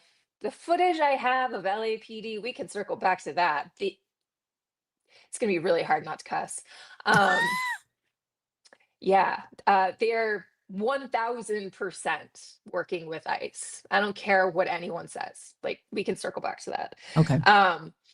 But yeah, so they gather evidence. Like, you can see, I mean, the protesters on the ground there, they have gotten footage of women and children in chains being transported in the middle of the night. Like the number of buses that go in there, and I do mean buses, vans and buses, in the middle of the night, like 3 o'clock in the morning. They kidnap people from their beds in the middle of the night. You have these like grandmothers who are in their bathrobes and slippers. That is what is happening there. So anyway, we see these vans, but they're so blacked out that you can't see inside. And I don't mean like LA blacked out where it's like you can kind of see a shadow. I mean, you can't see in the windshield. Like you can't see anything. It's like a at two-way all. mirror. It's like a one-way mirror. No, two-way mirror. Yeah. Two-way. One way? I don't know. Yes. You know I'm what I with mean, you. though. Yeah. Yeah. Law and order. Law and Yes. order. Yes. And so I see and they're not blacked out. And I was like, oh my God, we can actually see. And it's cages. It's cages in the back. So I assumed it was, or all of us, and maybe there's some, but I thought it would be like on TV. It's in the back of the vans. You have like the benches on both sides. Yeah, that's what I thought. Cages. There are 4 cages in the back, like you would lock up an animal. Yeah. Yeah. It's horrifying. Like I saw that and I was just like, oh no, oh, this is dark shit. Yeah, and I mean, I knew the footage we were getting was something. The security guy, he definitely was sleeping in his car. And yeah, like I knew. It's actually kind of bugged out that it's like all of these things took place so that you could come and document this, right? Like the gate was open, the security guy is sleeping, the windows aren't tinted yet. So I mean, that's like where you be ready for the moment. Yeah. Right? Yeah. Yeah, and so he comes up and, like, I get it. Okay, you're saying it's private property. I don't really understand why we're in trouble for filming in a parking lot. We're just in a parking lot. We're not even like we're not even filming the facility. It's just Yeah. a parking lot. And his reaction to that, I immediately was like, oh, this is really bad. Like he was aggressively mad. And when I saw him not stop at Eddie and go to the front, I was like, oh, we gotta get the hell Okay. out of here. Like we're in trouble. And I thought maybe they would just stop at the entrance, but I mean, we were in a high-speed chase over 100 miles an hour. I think that road's like 4 miles long, and they all the way to the end. I mean, obviously it's intimidation, but like, what would they have done if they caught us? You know what I mean? Like, Right. I mean, we no heard you on one the knows video. you're out there. You're like, That's we the do thing. not want to get locked up here. Yeah, that's what I was trying to explain to people. I'm like, these are the type of people that overthrow regimes. These are the type of people that will disappear you and no one will ever be able to find you or know that you were there in the first place. Like, that's who we're dealing with. And yeah, that's who we're dealing with. And CoreCivic, I mean, they're one of the largest for-profit prison companies in America. They Yeah. have most of the government contracts. Mm-hmm. They're notorious. Like their prisons it's like fight for your life inside because they don't offer resources to the inmates, prisoners, detainees, like, because it is everything from like a prison to detention center, whatever they want to call it. I just think all of it's prison, in my opinion. I agree. But yeah, people don't have access to medical. The food is terrible. It's a horror show inside these places. So, but this place is fully open for business. They don't have permits. They don't have a business license. Which is similar to what the case was with Alligator Alcatraz. Yeah, that's the thing is like, look, it melts my brain because I'm like, we're in this world and everyone loves a freaking clickbait story, whatever. Like this is juicy. It's California, and this is bigger than Alligator Alcatraz. You have a detention center in the middle of the Mojave Desert. Like, you think the Everglades are hard to get to? This is insane. Like, it's the middle of the Mojave. You have Edwards Air Force Base on one side of it. You have this airport on another. Mm-hmm. And like, even if you could get out of there, you would die immediately in the desert. Like, there is no escape from this place. And I mean, I think their bed count is something like 2,600 beds, but you gotta believe, yes, it is the largest detention center in California, but you know that they're not going to stop at 2,600. You know that they're going to overpack that over 3,000 minimum. Like my bet is they'll find a way to make it 35. Yeah, it's scary. And also just, I mean, yeah, to freak people out. As you drive up, what you will notice is that there is the train tracks that lead right into Mojave. So the train leaves downtown LA, Mhm. goes straight up to Mojave, and it actually connects straight to Edwards Air Force Base. Like, I've looked at all the maps. So they originally had the train because they would move in World War II supplies to build like bomber planes or whatever Yeah. they were building out there, having everything delivered right to the Air Force Base. So you can load up a train of people in downtown LA, Oh my God. go straight there. No one would ever know. No one would ever know. You would never know that you were trafficking people, and you could just have a cycle of trafficked people that no one would ever know. It's a no-fly zone. You can't get photos. It's a really dangerous situation. The fact that no one is talking about this tells me everything I need to know about this. Because I So, have pitched it and no one will cover it. and what is their reason? Do they give I one? don't get a reason. It's just our editor's desk passed. When that happens, what then becomes the next step? When you go to the press and they don't respond, what becomes the next step? I mean, that's been the question of the summer, right? Because we've been dealing with that since day one. I mean, even when the press does cover stuff, they're not covering the truth. They're covering some spin. So the next step is it's people like me, it's grassroots saying, okay, all right, I guess it's us. And like we become the journalists and we become the people that try to get it out there however we can. We know we're being suppressed on social media. But that's where it's been really cool to see community. A lot of people have just come together, even social media wise. Like Yep. you collaborated on that. Like it's trying to find people who just want to help and they will collaborate on posts. So it gets out of your echo chamber, it gets out of your suppression, it gets out of your city. It's doing that. It's just reaching out to other people and meeting with other groups to be like, hey, this is going on. And it's just communication. But I think what I you're haven't describing is, really, I mean, the term underground scares people, but but that's what it's not underground yet.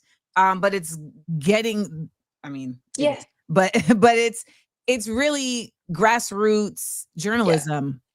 And grassroots communications, because I think a lot of people don't realize just how much they're being lied to by mainstream media, not only in the information they share, but in the information they don't share, the lying by omission. And so I keep trying to inform people, listen, this social media stuff isn't even going to be available to us much longer. Like we see TikTok is a wrap. So we're going to end up having to go back to really what may seem archaic, but really kind of foolproof versions of sharing, which ends up being zines. Like we're going to end up having to make like print presses in our houses and figuring out ways to pass information to each other that is not simply just about knowing, but about like how to challenge resistance. And we're going to end up with a generation that only knows resistance. Like that's what I don't think a lot of people understand.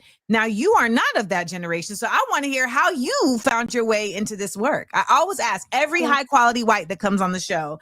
Hell yeah. High quality white. I always ask, how did you get here? I mean, everyone has their own journey. I might be an enigma wrapped in a paradox or whatever. I kind of came out of the womb on a soapbox. Nice.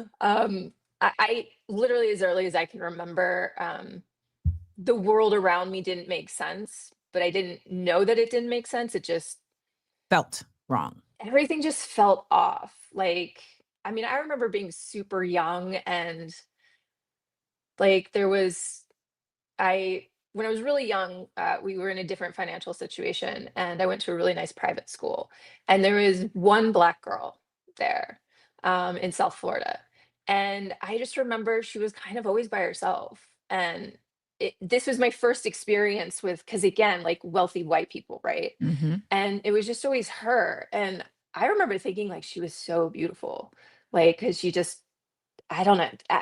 I just this is mayonnaise to me. I don't know. It's yeah, like, and so I remember always going on my way to like I wanted to talk to her and learn about her. I found her fascinating. And I didn't understand why there was this sense of othering. Like now I know that, but as a Mm-hmm. kid, I just something just didn't feel right. And I it kind of was always like that. I will say I grew up around a shit ton of trauma. Sorry, I did curse, but like It's fine. we all have our trauma stories, right? And Mm-hmm. I grew up in the kind of privileged white people world that I'm just looking around and I'm like, oh, Jesus Christ, this shit. Like it's just gaslighting. Mm-hmm. Um, it's people that want to silence you. It's people that say your pain is not important. Your Mm-hmm. reaction to the pain is what's offensive. And Yep. yeah, and I mean, look around the world. That is Yeah. Gaza, all of it. Like it's, I don't know. I just have always been like that. And I have been on my own journey of trying to find my voice. I've been silenced and suppressed and neglected and abused. And Yep. I'm not very good at fighting for myself. But Mm. when it comes to the people I care about, when it comes to injustice, I get real fiery. And that's when the soapbox and the finger starts to go up. And so I've always been activated, like, you know, after high school and getting into college and stuff like that. I'm a photographer by trade. Oh, cool. Yeah, weirdly, I'm a celebrity photographer. Um, Hilarious. yeah, Fascinating. yeah, I come from a totally different world, but anytime there's like a political action, a protest, like I'm there. I just think it's so important to capture history, like to be a witness and to tell the truth. Like that's all we have, right? It's truth. And so, I mean, I've chased the KKK across state lines. Like I've been to DC on inauguration day, like women's march. I've been beyond, like I've done the stuff. I just think it's really important. Actually, BLM's the only protest I didn't bring my camera to. Because I felt it was important to just be. And it's LA. There's so many photographers, and I'll be honest, I saw a lot of white photographers that I really wanted to hit. Really, yeah. I was like, this shit Why? is not a because they were making I have a problem with a lot of photographers.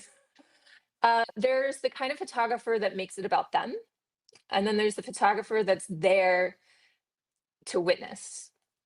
Right. Yeah, and I saw a lot of jockeying of like getting in front of people of color with cameras, like Mm-hmm. for their and you know it was for their Instagram or something. You know what I mean? And I'm like, just this is I can go on and on.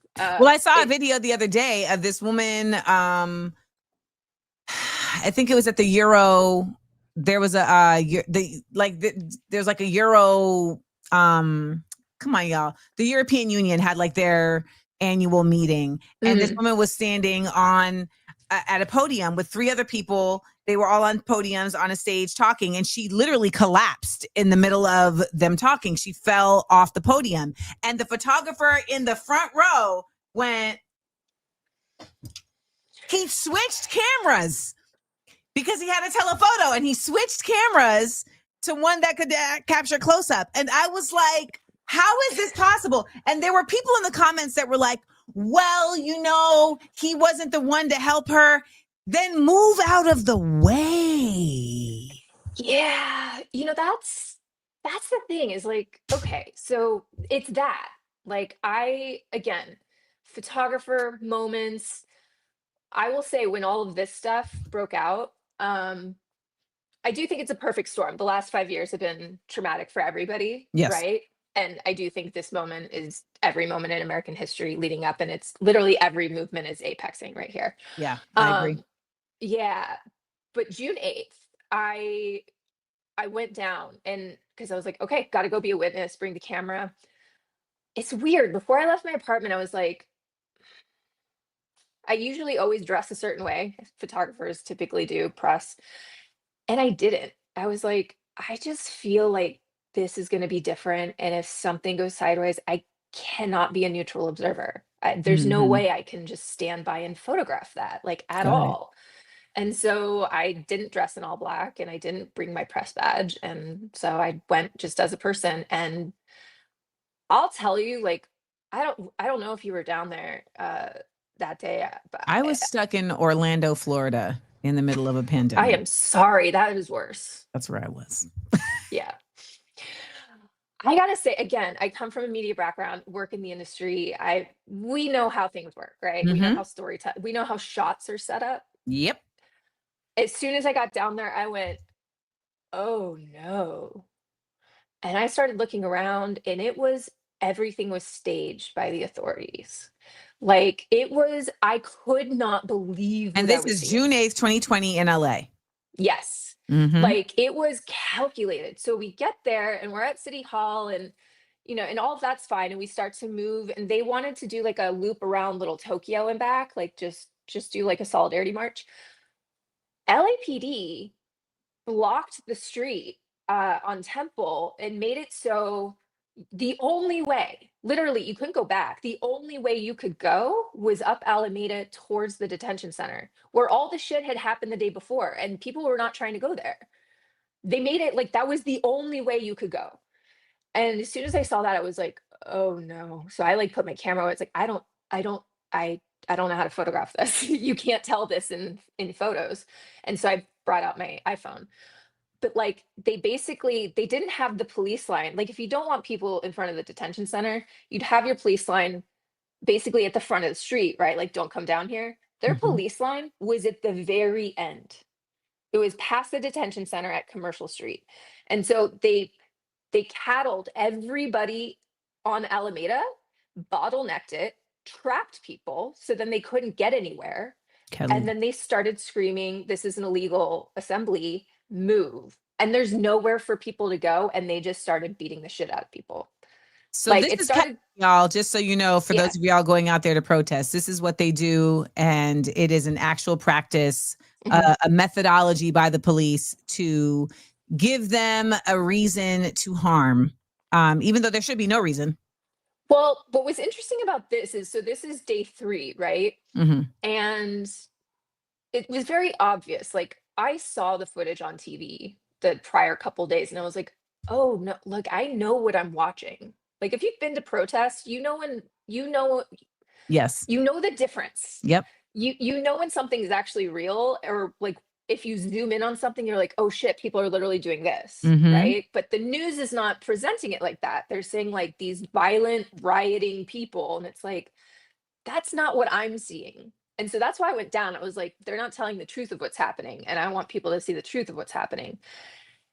And it was, as soon as we go up the street, I was like, oh shit, we are in the Hunger Games, because there were people, cameras everywhere and it was staged. So they were trying to get the footage of the conflict and they wanted a reaction. They wanted a violent reaction from the crowd so that they would have those images to play on TV.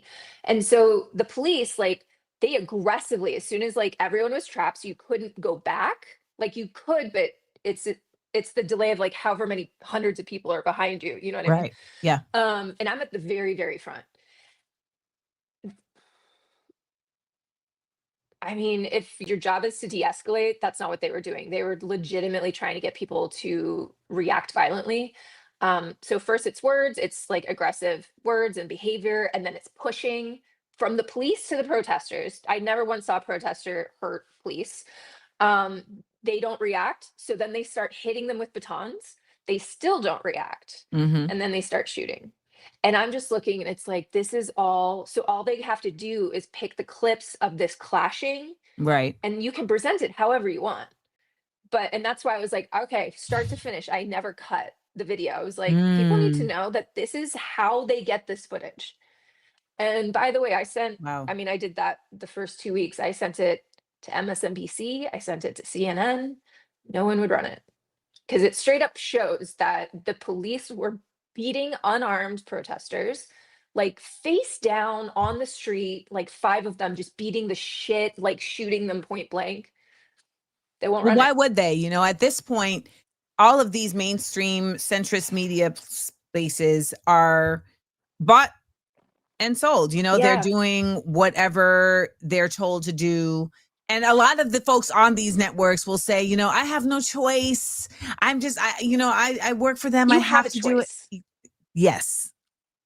You have a choice, and you've made the choice to really put your life out there. And I just want to formally thank you because no one would have known about this California City thing outside of California by nature of the fact that we really live in such a time that is so hectic that I think that video is just the quickest way, you know, to kind of get things across people's desks, so to speak. So once you left there and now you are talking to, you know, press and sharing with them, can you give us kind of like what the current status of LA is? Because a lot of us are only seeing what's going on in LA from like little clips. You know, if you follow certain accounts like Flowers in Spanish and Breakthrough News, you know, they'll capture stuff, but really the narrative is co-opted. So where are we right now, in your opinion, in LA? It's dark. It's really dark. The city has no idea how much danger we are actually in. It's been really fascinating to watch this unfold as someone, again, with like an industry background, and like I'm paying attention to how information is being spread or how it's not being allowed to spread. Yeah. The algorithms, Instagram, especially localized. So we all know algorithms nationally, echo chambers. What's happening on a local level in LA is terrifying to me because, like, if you live here, you are not seeing what is actually happening in your city, like at all. Like, unless you are someone who is completely dialed in and like only searches for that, wants to know. But if you're just the average person who scrolls and like maybe you see one video and you're like, oh, wow, that's wild. But like, maybe you like it, they won't show you anything else. Like, you have to be specific about searching out for specific people. And if you don't know who to search for, you're never going to see stuff. Like, my friends,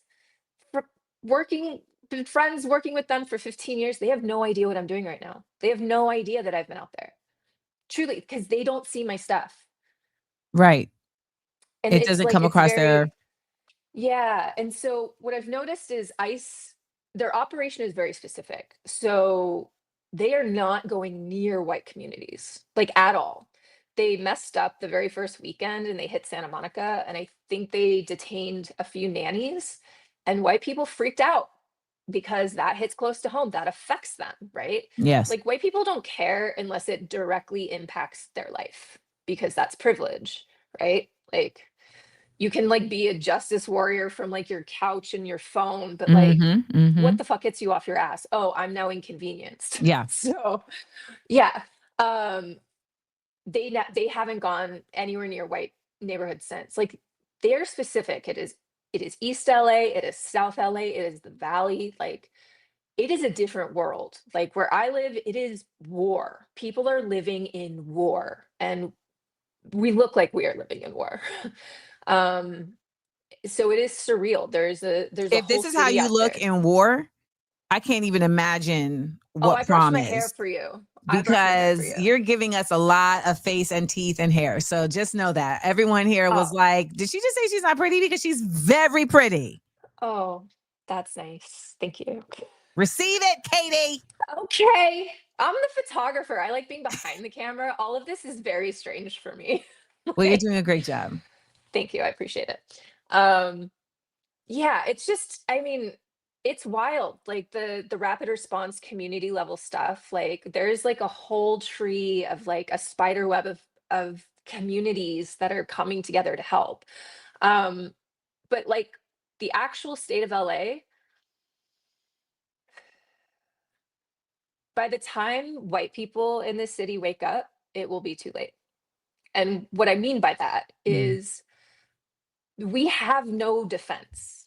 So what I'm seeing on the street is you have ICE and DHS, and they are accountable to nobody. Truly, they can do anything they want to you. they could probably, they could, at some point, it will happen. They will shoot you in the middle of the street and they will not be held accountable Right. because they don't answer to anybody. The laws, rules, it does not matter. And they, by the way, they've been trying to do that. That was MacArthur Park was supposed to be Kent State. And like, don't tell me that the mayor's office didn't know. We all knew MacArthur Park was happening. Literally everyone on the ground knew. And we chose to stand down because we were like, this feels like a setup. Mm-hmm. But that's just it. The mayor, she will take every opportunity to get on TV and give like the speech of her life of how we defend LA and how she wants us to stand up. And it's, if I see one more speech, I can't. It's maddening.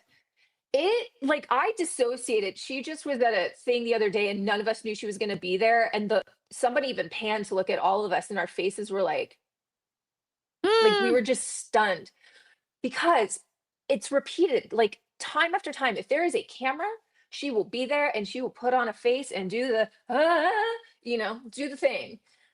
In practice, everything she is saying in public, in practice, it is the opposite. So saying, hey, we are not going to cooperate with ICE, lie.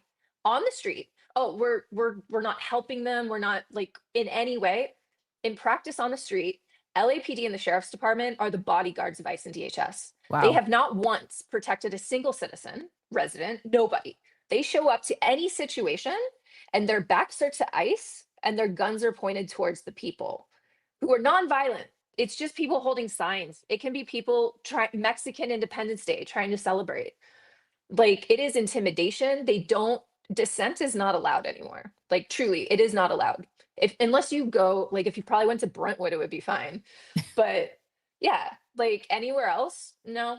Like me and a few people went to the corner. We were like, let's take it to the white people during rush hour. Nice. And we went to Brentwood and we had 5 LAPD cars and a helicopter circling us. And all we had were signs that said Trump must go. 7 of us. Like, and all y'all were white people? No, I was no. I think it was like a mixed bag, but but that's what I mean. It doesn't matter. Like, protesting is not allowed. You will be met with the full force of the LAPD. Like, we all have so many videos where people show up someplace and the LAPD comes, and let's say you have 20 protesters, right? Mm-hmm. How many officers do you think they meet with for 20 protesters? 50. More. Sometimes more. Yeah, in full riot gear. No, it's insane. And then if press shows up, well, I should make a distinction. There is the press that's actually like photographers trying to actually capture the stuff, and they are beaten and arrested. Got it. So there is no free press. They do get beaten and arrested. And so that keeps happening until they don't come back. And then any local media, whatever, I'm thinking of one time very specifically where, yeah, I think there was like 25 people and there was 60 LAPD in riot gear. There was something like 30 vehicles. This is where our taxpayer money is going to, by the way. Yeah, like absolutely. This shit. Yeah. And the camera, I think it was a CBS local affiliate. Their camera was pointed at the protesters. Directly behind the camera is like a crazy, you would think like a bomb went off with the amount of police. And we just asked, we were like, please turn the camera. Film us? Sure. Just please turn the camera. Show it all. They wouldn't. They would not show it. And that is our experience every single time. It is dark. If I'm just saying, like, whenever this plan that administration has in place, like, LA is vulnerable because we don't have LAPD. We don't have the sheriff's department. The mayor is not on our side. Maybe someone has a gun to her head. I don't know. But what I do know is no one is coming to help us. It is us. It is the person next to you. I mean, that really is the story of the time, that no one is coming to help us but us. Like, we are who we've been waiting for, as Alice Walker says. And later, I'm going to play a video from Tad Hickley, who is the Irish comedian that's on the flotilla. And he said the same thing when they were firing the bombs last night. And you know, in his video, he's like, as a white guy from Ireland, like I've always expected that safety will come for me. And so he was like, this is the first time that I'm realizing, like, actually, no one's coming to save you. Yes. I don't know how to get that message to white people. Like, that's the thing, is like, there is this inherent, I mean, I'm using it to the fullest of my ability. It's like, how can I use my white privilege right now to help people around me? So like stand in front of somebody and let the bullets hit me. Like stand up in city council and take the hit, because I mean, oh my God, just sorry. The Well, way LA people City talk to Council Black is. women, the more I'm in it, the more I'm like, I picked up on it before, but now it's just like a neon light that makes me want to cry. Yeah. I don't know how you reach the white people. And honestly, I think all of this comes down to white women. I really do. Like if white women You are could wake correct. up. Yes, if white women will be the deciding factor of if America falls. And I America, swear to God. well, I can tell you now, America's gonna fall. So Well, yeah. But how it falls. Yes. Like this is the thing I don't understand, like the absolute like misogyny and white suppression that has just infiltrated just this country and like who we are. I mean, like white women have their own kind of a repression thing too. Like we've been brainwashed. And it is this thing of like you're made to believe that you're only safe through man, when really it's so like quiet, comply, all these things, sit there, look pretty. And it's fascinating to me because these powerful men aren't shit without the women next to them. Like in every race, it doesn't matter, it's the women. There's always a powerful woman doing the work of the man. And that's not like burn your bra stuff. It's just, okay, how are you able to go do this? Okay, you have someone who literally runs everything else in your life. They do that. Okay. And also they're like giving you advice.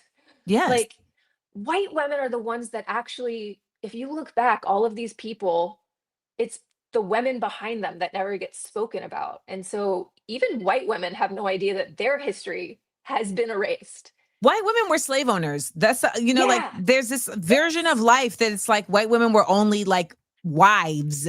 Even when a recent podcaster was unalived, it became like he has a wife. And it's like, yeah, she's been there at all the times where he was using the N-word and saying all type of deleterious stuff. And she's been right there like, yay, rah, rah, shish boom ba. And now has said, I'm going to carry on the legacy. She terrifies me. Like, I mean, especially as someone with this, like I won the eugenics Aryan lottery, eugenics. Right? Yeah. And like, I'm out here just being like, please be better. And then this bitch comes along and I'm like, oh my God, it's so sick. It's so sick and it's so dangerous. And I don't like people who it's false outrage. It's such opportunists. Like, I don't care if this gets me in trouble. I don't believe it for 1 second. Like, I am appalled at what has happened. Like, free speech is the bedrock of this country. I'm appalled. But I don't see grief there. I also just want to point out that the framing of his death as a challenge of free speech has been created by, right? Because there hasn't been any explanation as to why he was unalived. It was just a framework that was created that it was related to free speech. Yeah, I don't like Think about it. The hypocrisy is just, I mean, we all have an issue with hypocrisy. That's where gaslighting comes from, right? It's like, it is that thing of like, some people matter and some people don't. And 1,000. we get to pick and choose who matters. And I say, fuck that, because everybody matters. I don't care. I might not like you. I might hate everything you stand for and say. Your life still matters. Like, you do matter. I don't have to agree with you. No, I don't but agree. like, Some people's lives don't matter to me. I'm I just gonna mean, keep it a buck with you. Some people's lives, and you have to, everyone has the right to all of that, right? You know, right. I don't like the idea that there's one group of people that's in charge of deciding who matters. That, It's yes. that.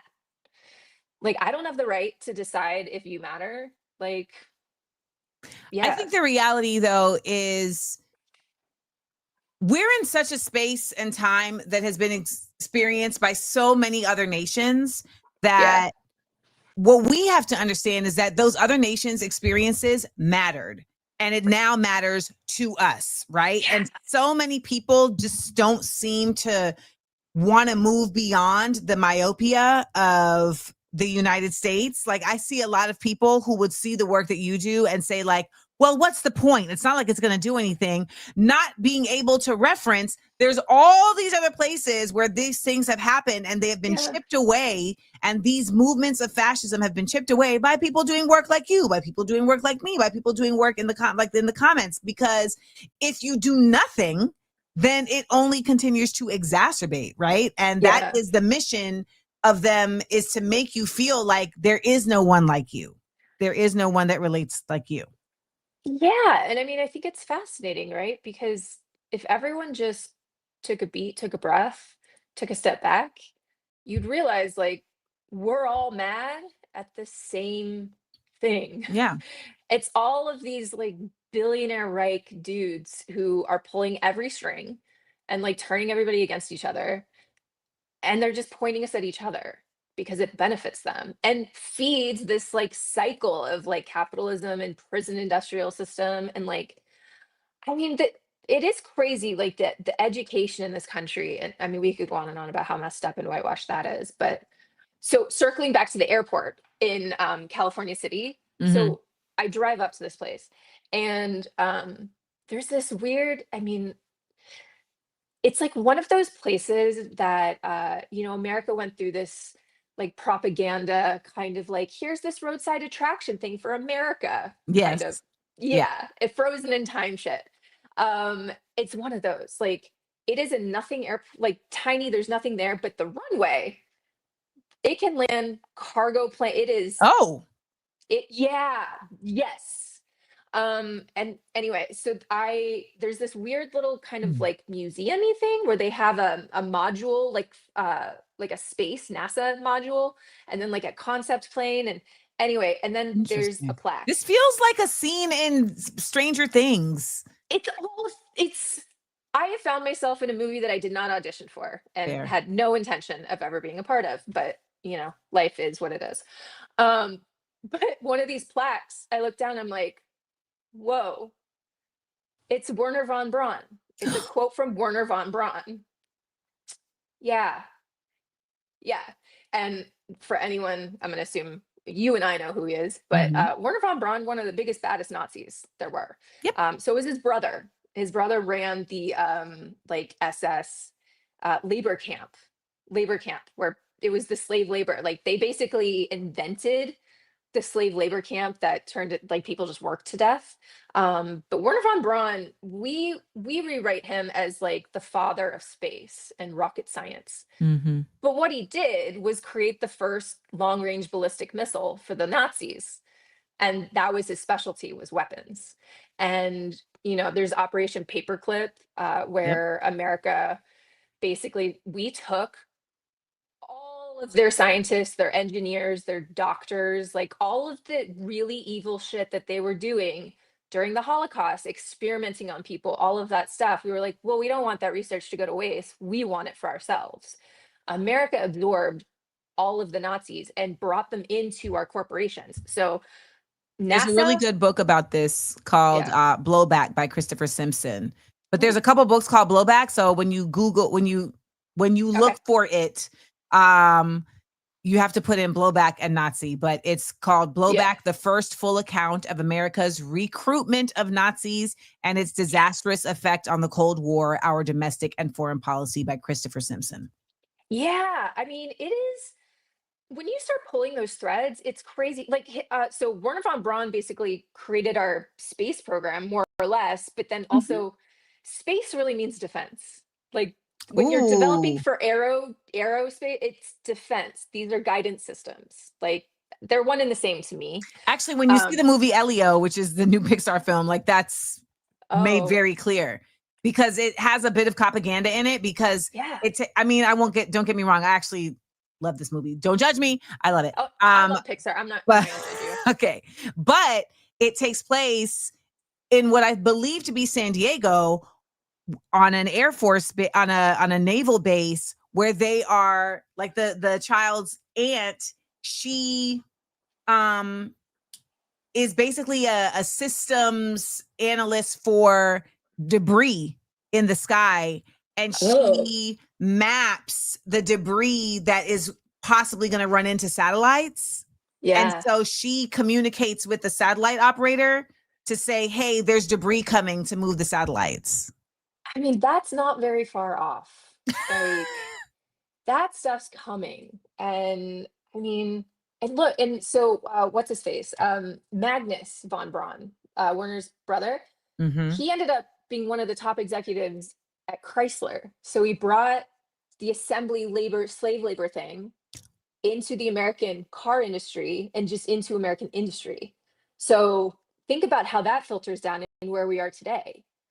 Like people have no idea. It's like a lot of this stuff is not American. It is fascism that was brought in after World War II.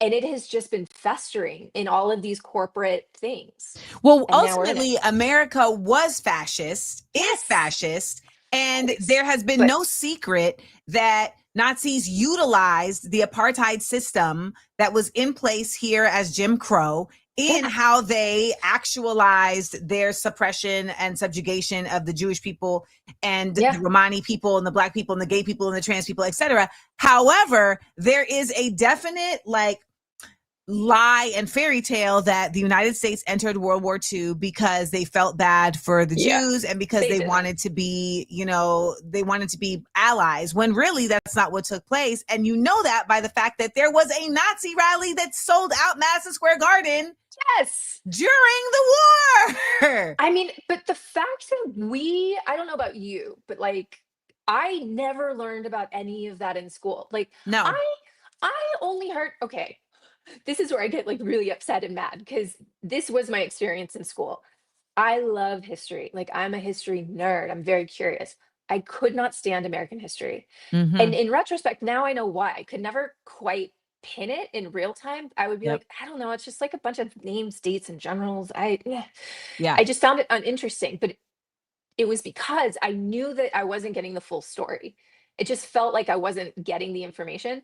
The fact that I had to learn about the Tulsa race massacre from a podcast, which learned about it from a TV show. Watchmen. I was like, this is going to be attached to the Watchmen. Yes. And I learned about it on My Favorite Murder. And I was like, whoa, wait, what? And and let me blow your mind even more. The Tulsa race massacre is one of several, right? Yes. Like it's not like it was a unique instance. I mean, there's been many different massacres that have taken place for various reasons, whether we're talking about Rosewood in Ocoee, Florida, or Durham or Wilmington, North Carolina, or where we see Lake what's the lake in Atlanta, the lake in Georgia, the basically they flooded a black town, and they did that all over. So look into that, Lake Lanier. Okay. So they flooded black towns. Lake Lanier? Yes, and people die in Lake Lanier all the time. That's North Carolina.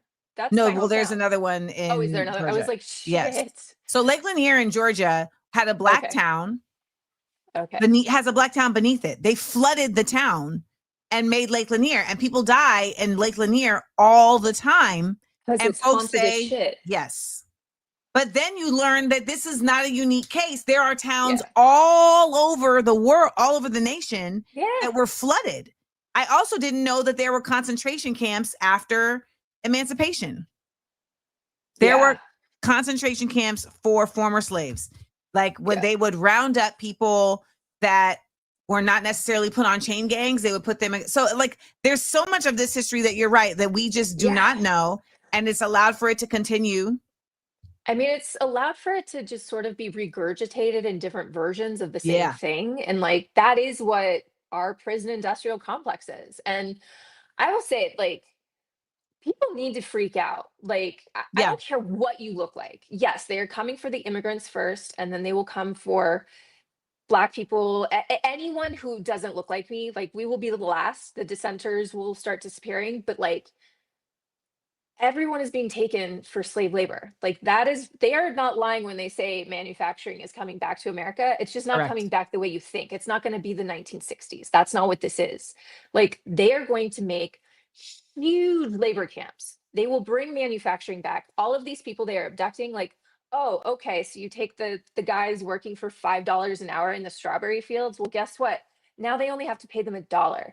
And it doesn't stop there. It starts there. And then it's like, oh, now all these factory jobs, all these jobs that like the people who voted for Trump are like, we want more of. Guess what? Yeah. They're now going to a labor camp where they don't have to pay people anything. And everyone will be making all the stuff that we buy. And yes, you will be paying full price for it. So your tax dollars are going to hunting and locking these people up, paying for the company to lock them up, who will then subcontract this slave labor to massive corporations for them to use these people to build the products, to make the products that we will then pay full price for. So our pocket's getting picked 3 times. And the people who are like, yay to this, they have no idea that they have just voted away their future, their whole family generation's future. Like, it's dark. Yeah. It really is dark. Yeah, it's scary. I do want to point out though that people like you are a light in the darkness, and we have to continue to point that out to each other, because there has to be a certain level of hope in the process, or else it's a futile effort. And I was watching somebody this morning on the Instagrams who said, you know, if resistance was futile, they wouldn't work so hard. They wouldn't make such an effort to keep you not connected. I mean, to keep you disconnected, to keep you not informed, you know, all the things. And so thank you so much for continuing to keep us informed. I want y'all to know that when I hit Katie, she was like, I'm not an expert at this. Well, you proved all of us, you proved yourself wrong. You are very much equipped to be speaking on this. And I know that so many of us are now going to take a next step to look into this further, because you said something that I want to make a point of. A lot of people are looking at this immigration and ICE stuff as separate, as its own thing, but this is all an expansion of the carceral system. And we just had Adwoa Asante on earlier, who is an attorney who was talking about the prison industrial crisis. This is just an expansion of the prison industrial crisis, which is allowed to exist because of the 13th Amendment's loophole that says slavery is abolished unless you have been convicted of a crime. Yep. So let's understand that we are not looking at 2 different movements to be involved in. You're now looking at the same movement to be involved in. So if you feel overwhelmed, or you feel like, dang, this is now another thing I got to do, maybe you can change perspective to understand that this is just a continuation of the thing you were already doing. So let's keep those boots on the ground. So thank you, Katie, so much. People can follow you online where, and how can they get more of your work? Just at Katie Laffoon on Instagram. Okay. There you go. I'm new to this, so I haven't set other things up yet. Well, listen, I think that it's only a matter of time. because we're going to have to set things up. I mean, that's just what it is. I mean, I am ending my podcast after 8 years because I need time to do the other things that are required for this time, you know? Yeah, it's hard to balance, like, because I'm boots on the ground and trying to balance that with this. I'm finding my way, but I'm really grateful for people like you for stumbling upon a video and wanting to talk about it, because most people don't. So thank you. Thank you. And for all that you're doing. I appreciate you. And we're going to continue to spread the word. Katie, thank you, comrade. I'll see you out there.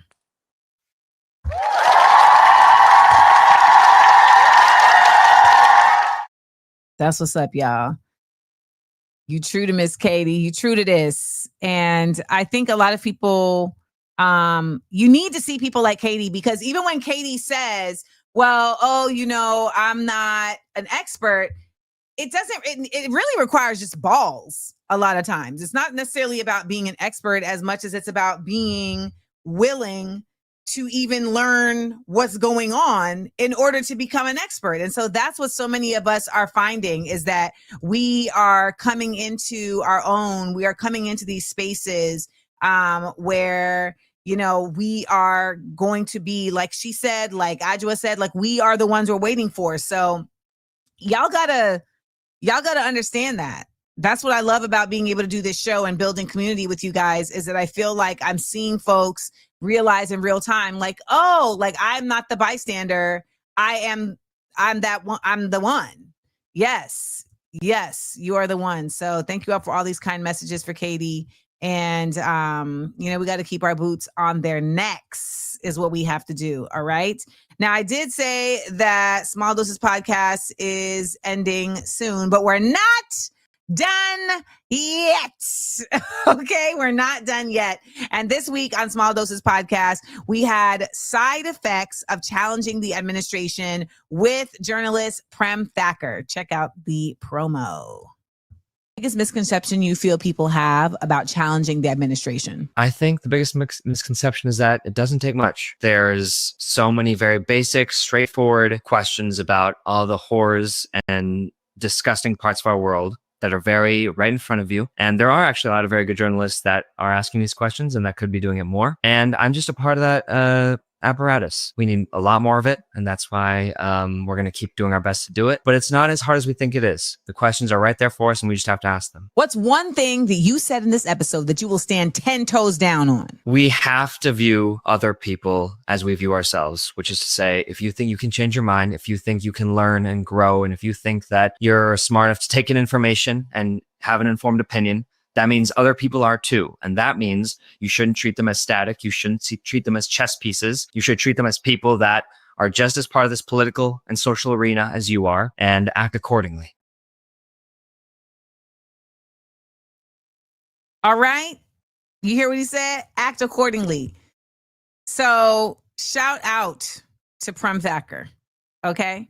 Because Prem is only 26. I learned in this interview, and y'all, Prem was in those genocide press talks with Matthew Miller and Blinken, and he was coming for their whole necks. All right. He was coming for their whole necks. Now y'all are saying, how will we hear Amanda as you're literally here listening to me? Yes, I am ending Small Doses Podcast. I'm literally here right now doing this. And you're saying, how will we hear Amanda? We're here right now hearing Amanda. So that's how. So this show is going to continue Views for AmandaLand, and will actually, if you are subscribed to the RSS feed for Small Doses, then this show will pick up. So I'm looking forward to continuing this journey with you all. You'll also be able to hear the interviews by themselves. So you'll have access to the whole episodes of Views for AmandaLand, as well as the individual interviews. And I am starting a new project at the top of the year, and you all will be able to hear that as well. So, you know, I'm always going to give you all the goods if I can. I'll always find a way. I will always find a way. Let's talk about how Black I feel today. How Black do you feel today? Hey.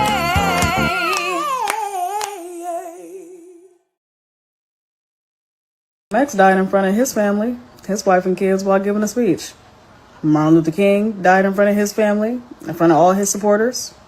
Medgar Evers killed in his front yard. His wife and his daughter had to come out there and pick him up out the driveway. Reverend George Lee killed in his car with his wife right next to him. She was even hit too. Fred Hampton was killed in his motherfucking bed at his home. Bunchy Carter was killed on a college campus, UCLA to be exact. John Huggins was also a victim of this same atrocity. Lewis Allen was shot outside of his home for his family to see. Emmett Till was kidnapped from his home to get drugged to his demise for his family to see. And his family in the whole entire world had to see what happened to him. You can still find images of what happened to him.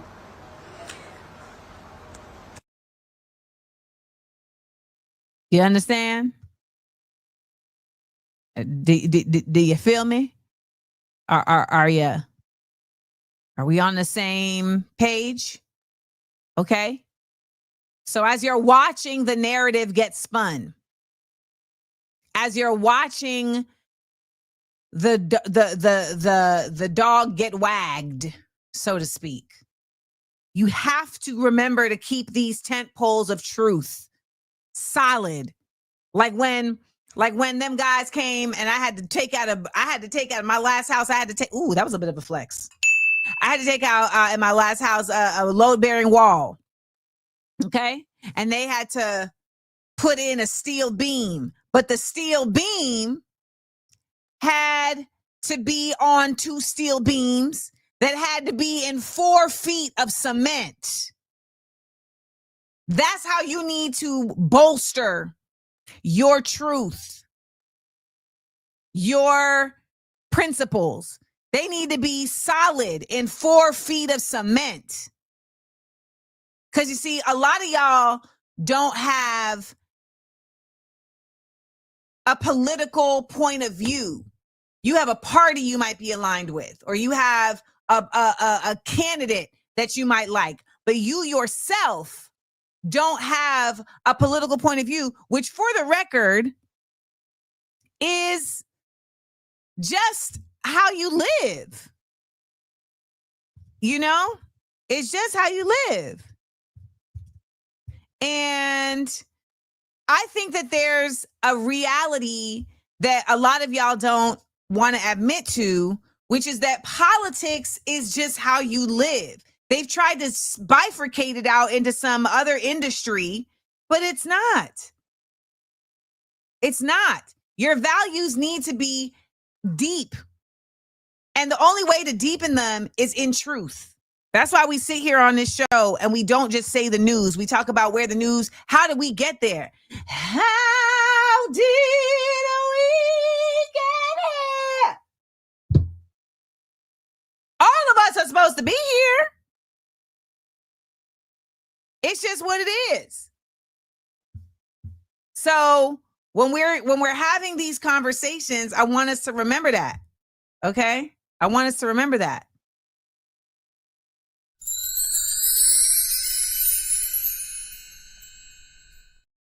High quality white.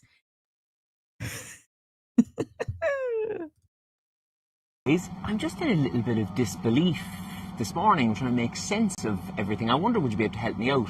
So you know Israel, right?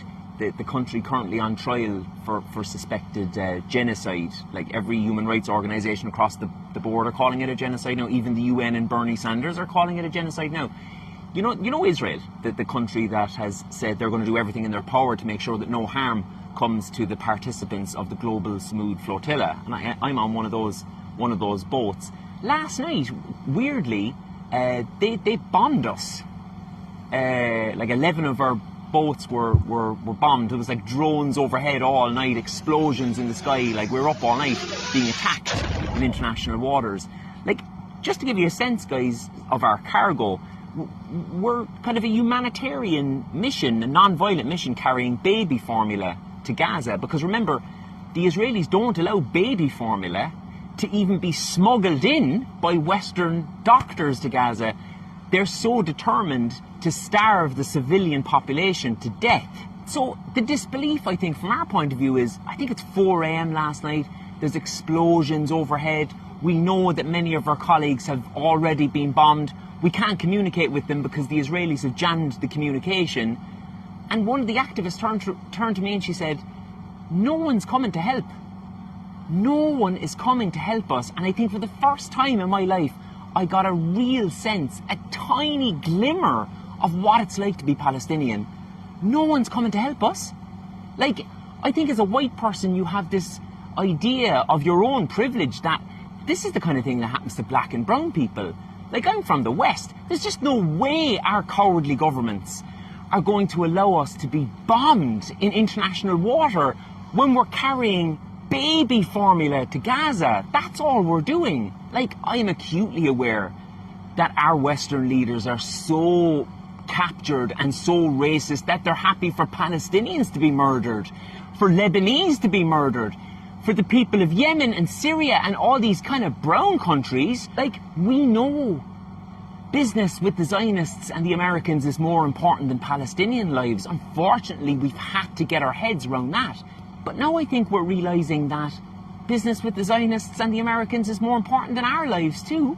From an Irish perspective, I speak directly to the Irish establishment class, the media and political class right now. If anything happens to me or any of the other 21 Irish participants on this flotilla, we hold you responsible, directly responsible, for your craven, pathetic, biased coverage of this genocide for the last 2 years and your mealy-mouthed, tough talk about Israel whilst doing exactly nothing. So I urge anyone listening to this video, please kick up a fuss. Please contact your local representatives, because I think I speak for everyone on this flotilla. We don't want to die. We don't want to be murdered for doing the bare minimum of what our Western leaders won't do. Remember, Irish politicians, we're out here doing your job for you. And most importantly, to our brothers and sisters in Palestine, I think last night we got some tiny, tiny sense of the absolute hell that you go through all the time. And the hell being compounded by the fact that it really feels like the world doesn't give a shit. Certainly not the people in power. But we are absolutely undeterred in our goal. This is a bully acting out. You have faced this bully on your own for a century. No longer will you do that. We're unbowed and unbroken, and we'll see you in Gaza very soon. Okay, he hit us with the Shirley Chisholm at the end. All right now. Best accent ever. We're undeterred. Listen, I was very scared last night because, you know, these folks are simply, what's the word I'm looking for? Psychotic in how they behave. And when I say these folks, I mean Israel. So I was deeply concerned that this would end even worse. I think it's really important that that reality be consistently platformed, and that anyone who is allowing for that reality to go unchecked and who is aligning themselves with that reality should be called out for that. Okay? Because that's the part that I think a lot of us are not acknowledging, is that when you are allowing anybody who goes along with that mindset to continue to rock out with you, to be in company with you, to be in community with you, when you're doing any of that, you are absolutely supporting it. So yes, K. Ortiz, pressure your electeds.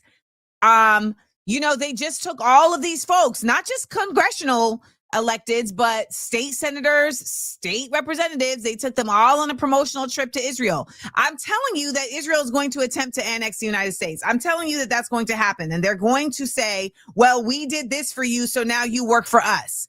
There's going to be a scenario where the folks are going to have to choose, are they USian or are they Israeli? I'm telling you, that's my vision. And I could be wrong, but I rarely am. I mean, let's just be real. Okay. So let's get into some Black Hear It news before we get out of here and talk about Kamala. Black Hear It news. Politics. Black Hear It news. Pop culture. Black Hear It news. Sports. Black Hear It news. Justice.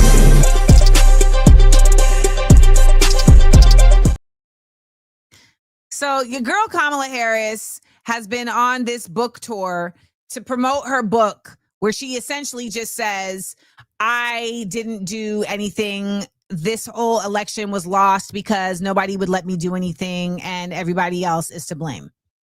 She did take a moment, though, to say this.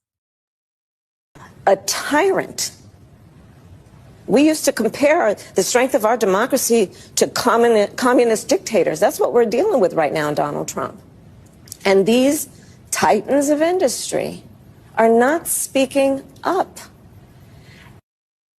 I'm going to play for you one more time. A tyrant.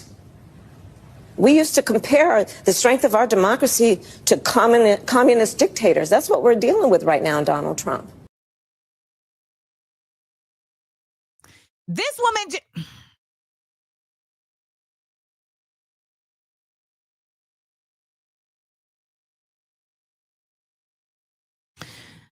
So, communism is a political and economic ideology that advocates for a classless society. Okay? Ideally, the major means of production are owned by the people. Everybody is a part of it. Now, have we seen communist dictators? Yes.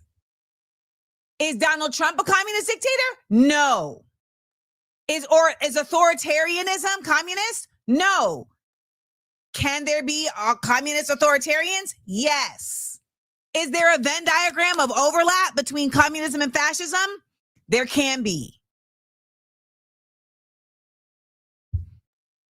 However, Donald Trump is not a communist dictator. And I think it's really important to make this distinction when you have his administration actively trying to sell the concept that leftists are violent. And this is an American tradition, an effort to undermine the tenets of socialism as a means of governance, as a valid means of governance. Now, when you see Kamala Harris sit up there and not only fail to properly define communism, not only to fail to properly identify what Donald Trump is, because she said that without using the term fascism. They're so afraid to use the term fascist that they would literally misrepresent him using a term that they deem demonic and problematic because they are so committed to capitalism. Democracy sustains capitalism, she said. Capitalism thrives in democracy. And right now we are dealing with, as I called him at my speech on the eclipse, a tyrant. We used to compare the strength of our democracy to communist dictators. That's what we're dealing with right now in Donald Trump. And these titans of industry are not speaking up. It needs to be made abundantly clear that she is here promoting capitalism. And so many of you have now come to understand that capitalism is that which is suppressing any level of our ability to exist on this earth without climate change, just completely dismantling it. Capitalism is what has all of these folks, migrants, coming to the United States because their countries are being destabled. Capitalism is what has you paying damn near $1 million for groceries and gas and not being able to own a home and not being able to live off of a check-to-check system. That is capitalism doing that. She is here supporting a billionaire class.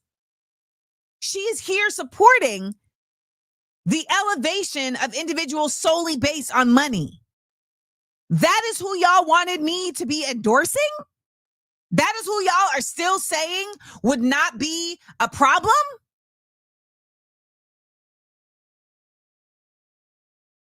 Trump is not communist.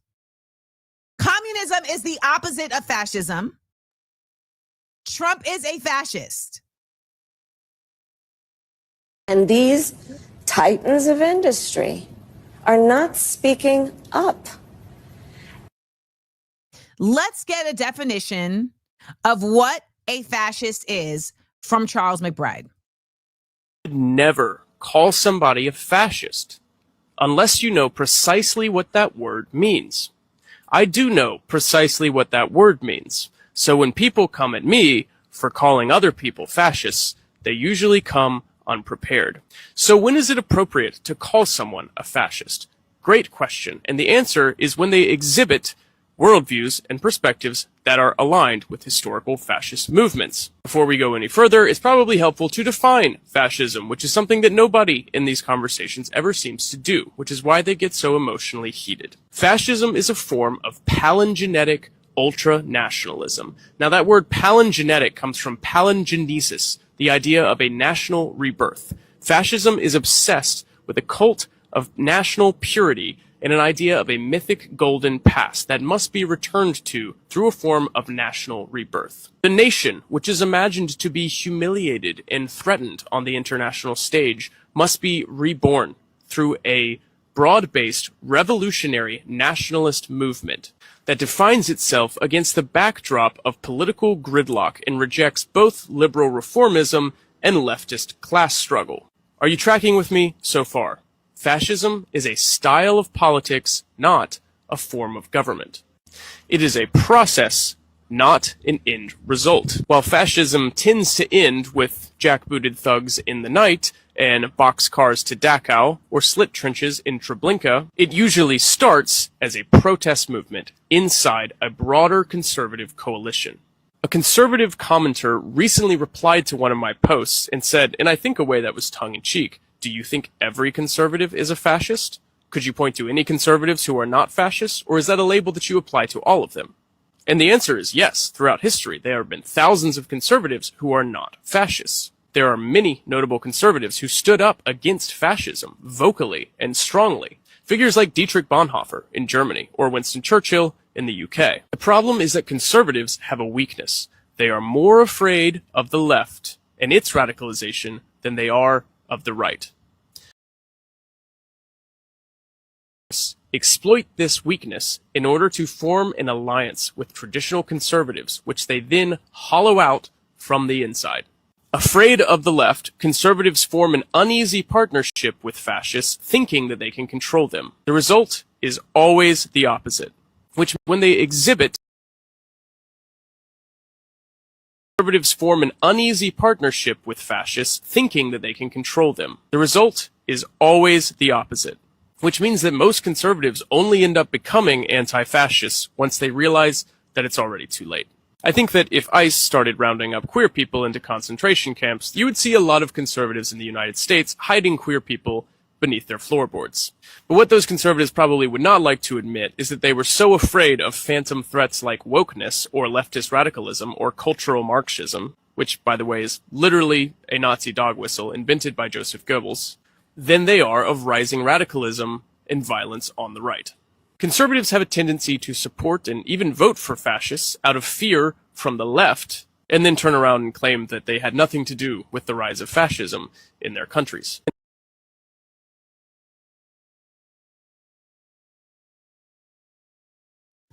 I want to make a point here of adding that Democrats, liberals, also do the same thing.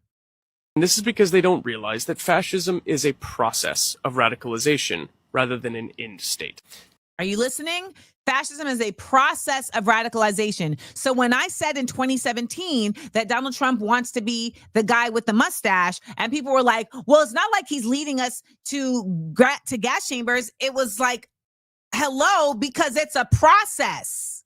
It is about the consolidation of a cult of unity and national purity through coercion, mass mobilization, and militarism. This is why when conservatives echo the Great Replacement theory, talk about immigrants as invaders, and obsess over internal enemies who are corrupting the purity of the nation, they don't often realize that they are explicitly echoing fascist talking points.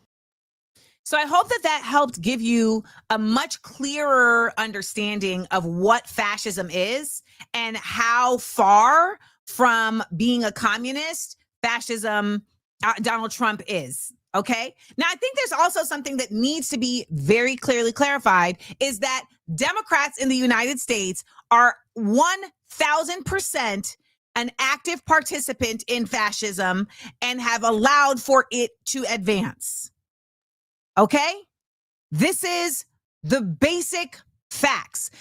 Your boy Obama just re-upped. He said him and Michelle just re-upped on a scholarship program they have to create new leaders in America that partners with the CEO of Airbnb, who is a known loud Zionist. Airbnb has Airbnbs on stolen Palestinian land in the West Bank. That's the person that y'all keep wanting to raise up. And what does new leaders even mean? Leaders of what?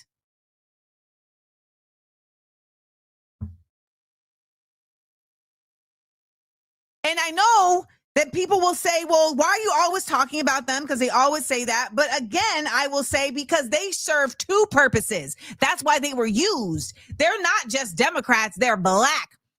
And their identity has been used to advance establishment politics that upholds the undergirding that allows for fascism to grow and grow and grow and grow. I talk about this a lot with Brianna Greyjoy. I just did her podcast. We had a lovely, lovely time.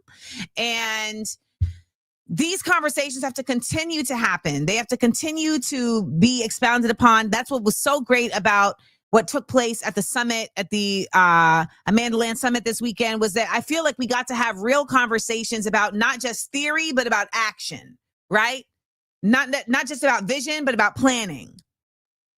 And these are the things that have been missing, because Claudia de la Cruz said something very important. She said, for everything that happened after the 60s, for everything that happened after Black Lives Matter, BLM in 2020.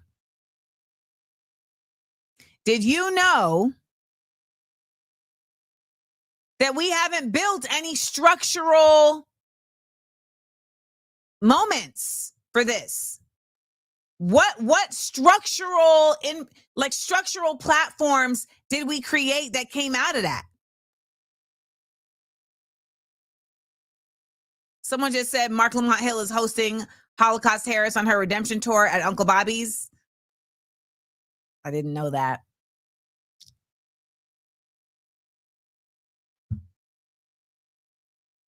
I will address that with him privately.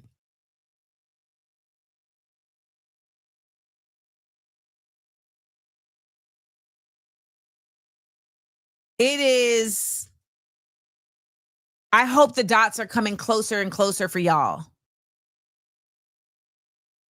Because that's what the work is that we do here. We bring the dots closer and closer. And when we do that, I hope it brings us closer and closer to what our goals and missions and practices are. And I hope that you're getting new ideas for how to resist, how to raise resistance children, how to raise your ability to resist. I want you to help to be able to understand these things, because there's certain realities that are gonna slap you in your face. Like I said, life comes at you fast. Let's do this PSA. AmandaLand. PSA.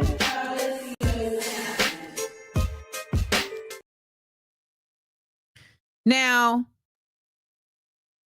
this weekend,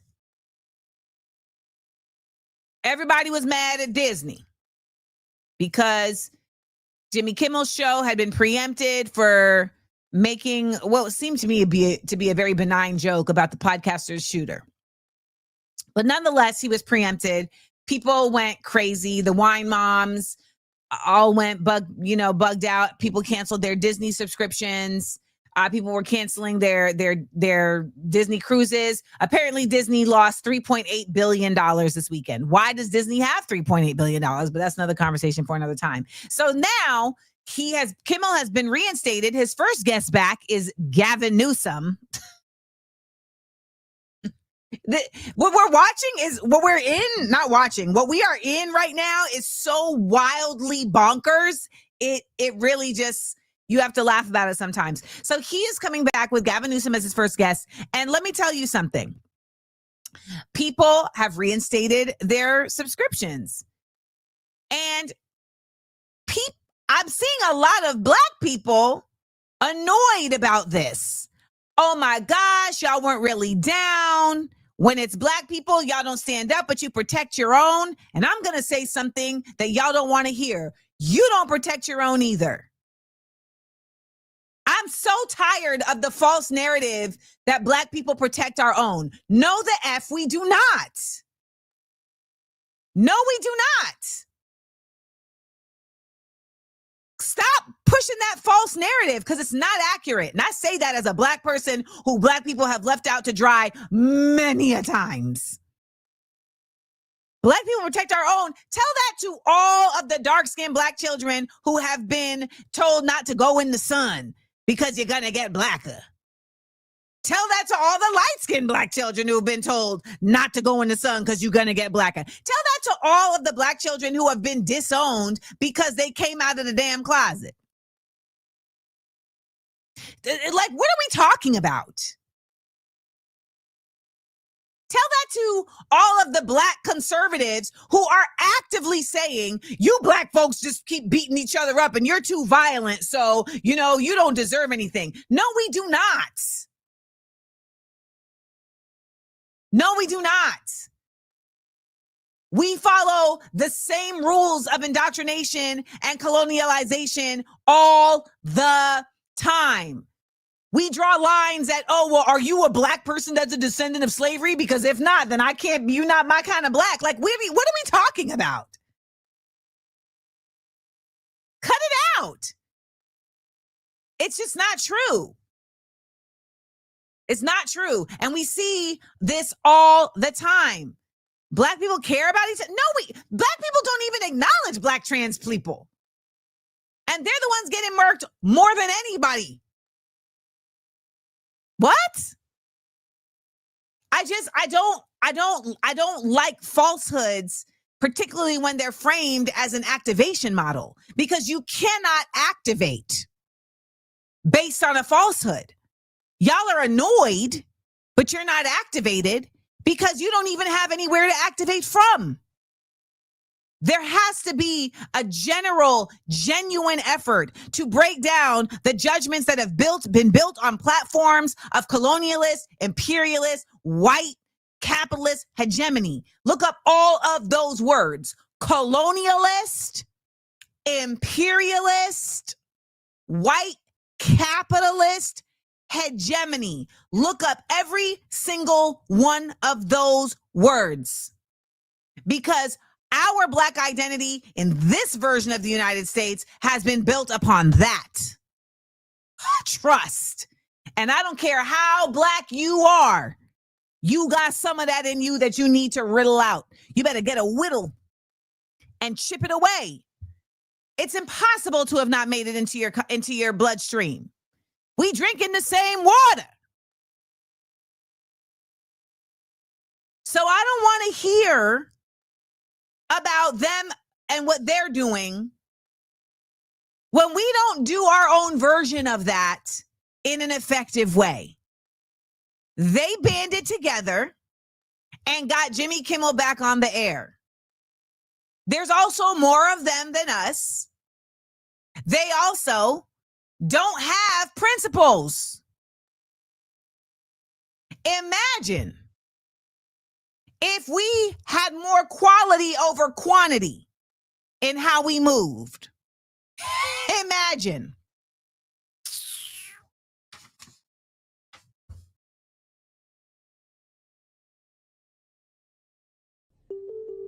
PSA.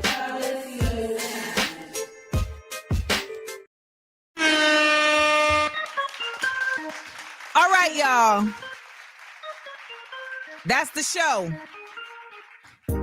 Now, I have been in hell with these t-shirts, but it's not going to stop me putting the next drop on sale at AmandaLand Exports. Your Views from AmandaLand notebooks are here, and they are going to come with a Views from AmandaLand Word of the Day booklet that allows you to write in the words of the day. It'll have like sections for you to write in the words of the day. This will also, what will come with your notebook will be stickers for the different segments that you can add as tabs in your notebook. Okay? So you can flip to your critical thinking section. You can flip to your Black Era News section. You can flip to your Level Us Up section, etc.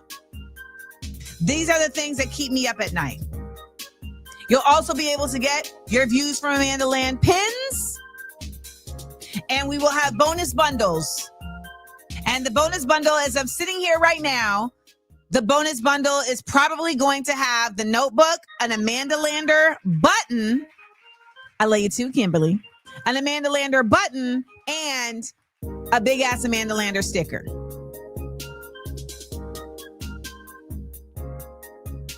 Y'all are asking me where my shirt is from. My shirt is from a line called House of Amma.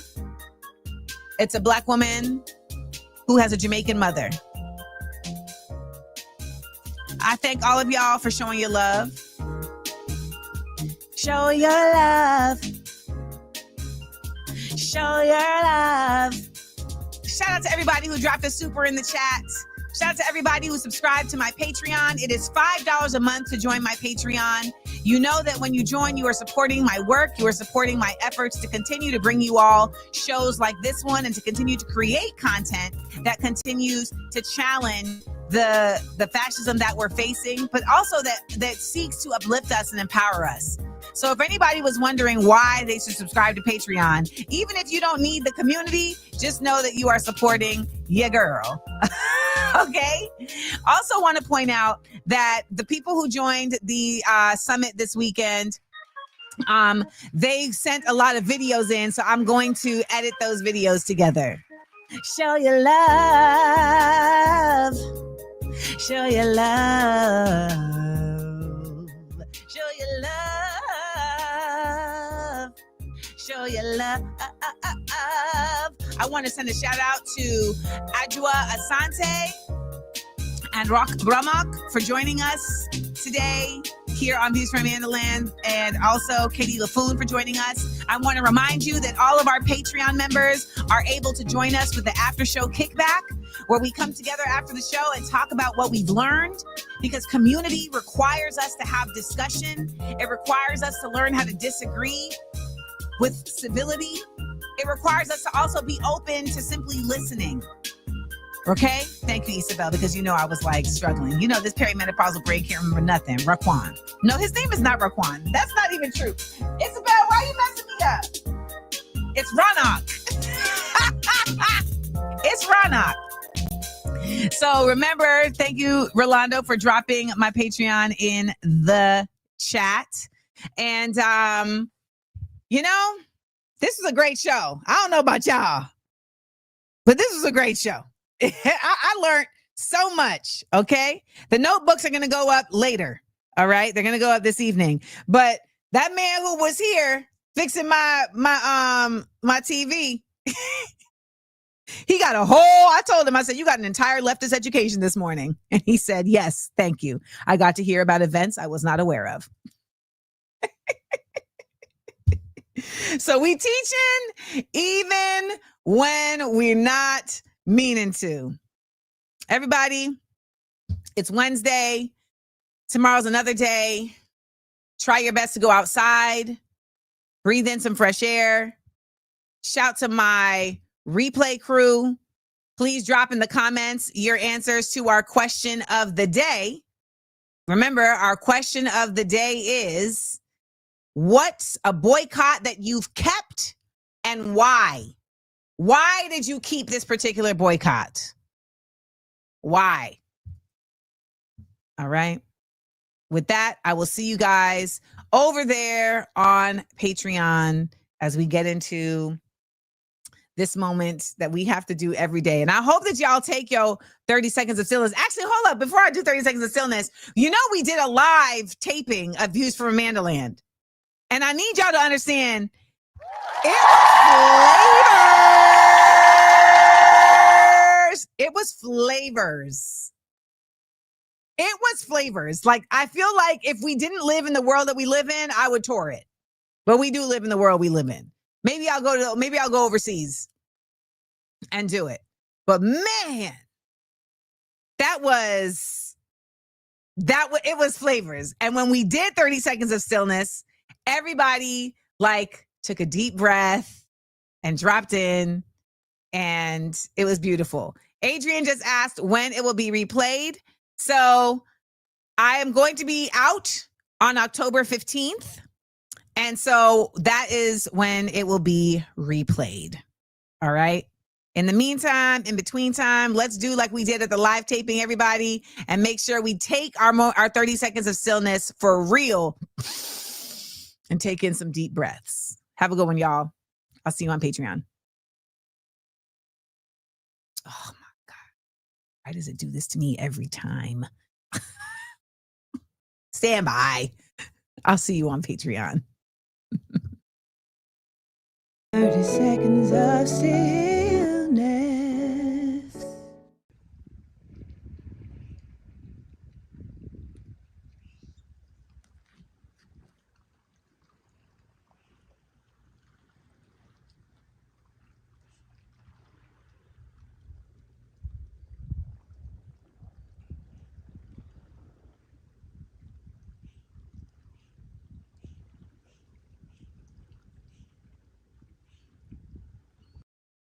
Amanda.